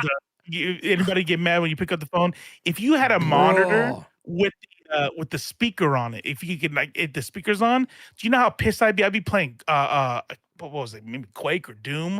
I'm like, I'm in there, I'm trying to do the rocket jumps and shit, right? And all of a sudden it freezes. I'm like, oh fuck, please come back. And you hear in the distance on your tower, like, oh. I'm like, stop it. I gotta get the fuck out the phone. I gotta make a call. I'm like, God damn, why can't I be rich? All my friends, I got 2 lines. I got 1 line in this house. I hate being poor. Dude, I hated that shit. I fucking hated it because, like, dude, it'd be right when you're in the middle of some shit. But yeah. I remember being old enough to remember when Google first like became a thing, and I was like, Google? Yeah. Who is this Google? I was like, man, use Yahoo or some shit like a normal human being. Right. How about this? Do y'all remember when Amazon was just for books? Ooh. It was a bookstore. And I that's do all remember it was. Amazon bookstore. And then somebody was like, oh, no, they sell other shit there too. I'm like, what? Why'd you buy other shit at a bookstore? That's stupid. Richest man in the world now. It's okay. It's like, okay. It's like, yeah, I guess who's the idiot now? No, it's wild to me. Like, to go back and think on that stuff, to go back and look at, some of those things and be like, I know, Elite. I'm old as fuck. Man, hey, look, I'm gonna be honest, man. We washed. We are washed. Oh, yeah. It's over for us. It's over for us. Tomorrow, like I said earlier, tomorrow's my birthday. And I will be 44. And the idea of being 44 is something wild because I'm literally in my mid 40s now, right? 44, 45, 46. Because it's like, you could say I'm in my 30s. I could say I'm in my 30s all the way to 39. I'm in my 30s. I'm still in my 30s. 40, whatever. 40, 41, 42. Yeah, I just got in my 40s. You know what I mean? I'm pretty much. Nah, you in your mid 40s. And soon I'll be in my late 40s, and soon I'll be 50. And that's it. It's all over. At 50, it's done. That's done. There is no life beyond 50. I don't look. It's like I see no future. Appreciate you. I see no future beyond 40. Nah, man, we're gonna stay young forever. Nah, We're different. Our generation's a different breed. I'm I'm technically Gen X, but like I said, is that Xennial with an X, right? Like Xennials. No, yeah, we're different. People think we're gonna stop playing video games. No, never. Still playing. It's gonna be a whole new thing. Like right now, like old people don't know about video games, right? Well, in the future generations, I'm kind of curious to see what old people means, because we're gonna have old people playing video games. Now it's gonna be the kinds of video games they play. You know what I mean? Yeah. That's gonna be wild. It's crazy because we played Hunt Showdown last night, and I think it was like 1 something in the morning when we got done. For me, at least it was. And right after that, I immediately got up, went in the living room, and turned on the PlayStation and started playing Star Wars Outlaws. And I played until 4 o'clock in the morning. So hey, is it exclusive on PlayStation? Or can I play on PC? I think you can play on PC, but I think you have to get it through Epic. Okay. I think you have to get it through Epic to play. I might be wrong. I'm open to being wrong on that one. I know Shadow Strider, Bone Factory. I know. I'm kidding. He's like, okay, fine. He's like, we're not old. People are always like, to be real. People are always like, dang, like, oh wow, I didn't know you were that blah blah blah. Like, you look good, but I'm like, no, I don't. You just don't know what 44 looks like. You don't know what 40 looks like. No. Like, you thought 44 was like whatever, but that's not what it looks like. Yeah. Damn. Fearless Moto, my second cousin. Jesus. First removed. out here. Like That's what's up. look, Thank look, look. First off, you're getting 2 jingles back to back. It's a first off, first off, yeah, I'm not letting you get out of here without Bone fucker. acknowledging that 1999 in the super chat. And we also got max damage.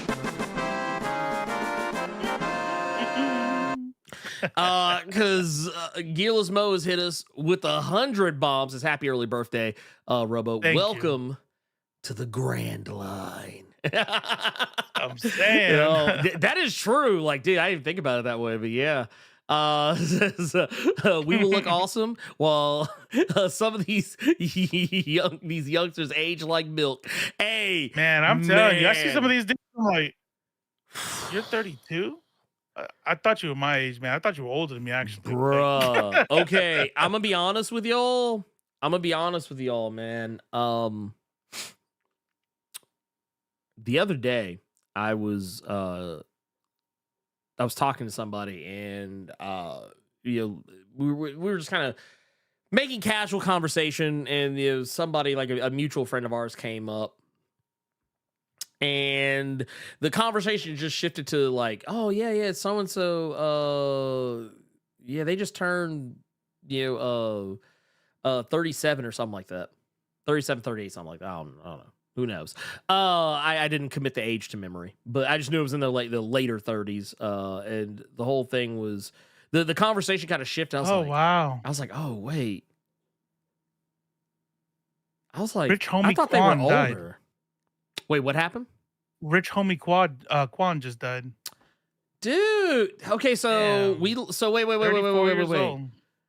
So Rich is gone, and shit. So that's the second one. Yeah, that is fuck. That's wild.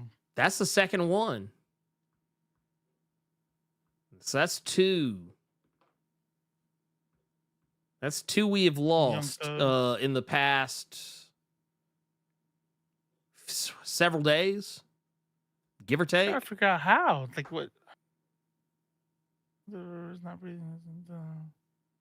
We're unresponsive on the couch. Damn. Rough. Oh, That's rough. You know what? That's rough. Yeah. You know what? I tell you what, that just did me in. Yeah. That Damn. just I should have said it. Thank you for the happy birthday. Thank you. Let me see something, because people are saying that I got an excellent connection on my side. It might have like dipped for a split second, but y'all should still be here. I do see it now. Like it's kind of going into the yellow and the red a little bit, but I guess Herbert Scott, you in the sweet space over 250 to 300 is like a black hole gravity towards 600. My 600-pound life. He says as I am 280. Herbert Scott. I thought say I'm creeping up on 250, and I'm not excited about it. That's what I think. Yeah, let's go ahead and head out. Did YouTube turn off? Yeah, I think YouTube turned off, huh? YouTube no, out? it says it's still going for me. Oh, okay. All right. It's like it. I think it kind of crashed a little bit for like a split second, but like it didn't. It's still going because we're still live on both Twitch and YouTube. Oh yeah, because I'm looking at the. We are live. It's doing it now, but yeah, it's doing like okay. Yeah, let's close up then. Yeah, let's close it up. That's a sign. We've run long enough. I'm gonna say, you know what? I think you took us out last time. I'll take us out this time. So, kings, queens, cosmic beings, every person in between. Thank you for hanging out with us this lovely, fine evening for the Nerds of Culture podcast, the Woke Shade Room of nerd culture. And thank you all for the love, for the super chats, the positive attitudes, the grace, and all that good stuff that you have given us. We're gonna get out of here. If you have not already done so, make sure you go follow Robo over on Left Face. It says at Left. Is it at Left Face TV on Les YouTube is Threads? just. Yes. That too. Yes. That too. Left Face TV everywhere except for YouTube is just Left Face. Right. Boom. That's for true. That's for true. But go follow your boy over there on them threads, and just show some love. Show some love. As a matter of fact, you can come show me some love too. Come show me some love. I'm over there as well. I exist over there. You've also got the Nerds of Culture pod, which is creeping up on 3,000 followers over there. Make sure you go show it some love as well. Yeah. And that's it. That's all I got. I got nothing else. If you haven't done so already, make sure you go check out the videos I just posted a little bit earlier. Videos for Absolute Power number 3 and Exceptional X-Men number 1, all posted today. So make sure you go show those videos some love, tickle the like button, make sure you hit that subscribe, tap that notification bell if you've not done so already. And stay tuned, because of course we will be back when the number of episodes we have done has reached my age. Whew, good God, we've been doing this. It doesn't feel like we've been doing it doesn't feel like 41 episodes is right, coming up right around the corner, but man, it is. So that said, for Robo, I am the Blerd without fear. And you know it because you keep fucking up, Hogan. You just keep fucking up. I have to keep saying it. Hulk Hogan, you can go to hell.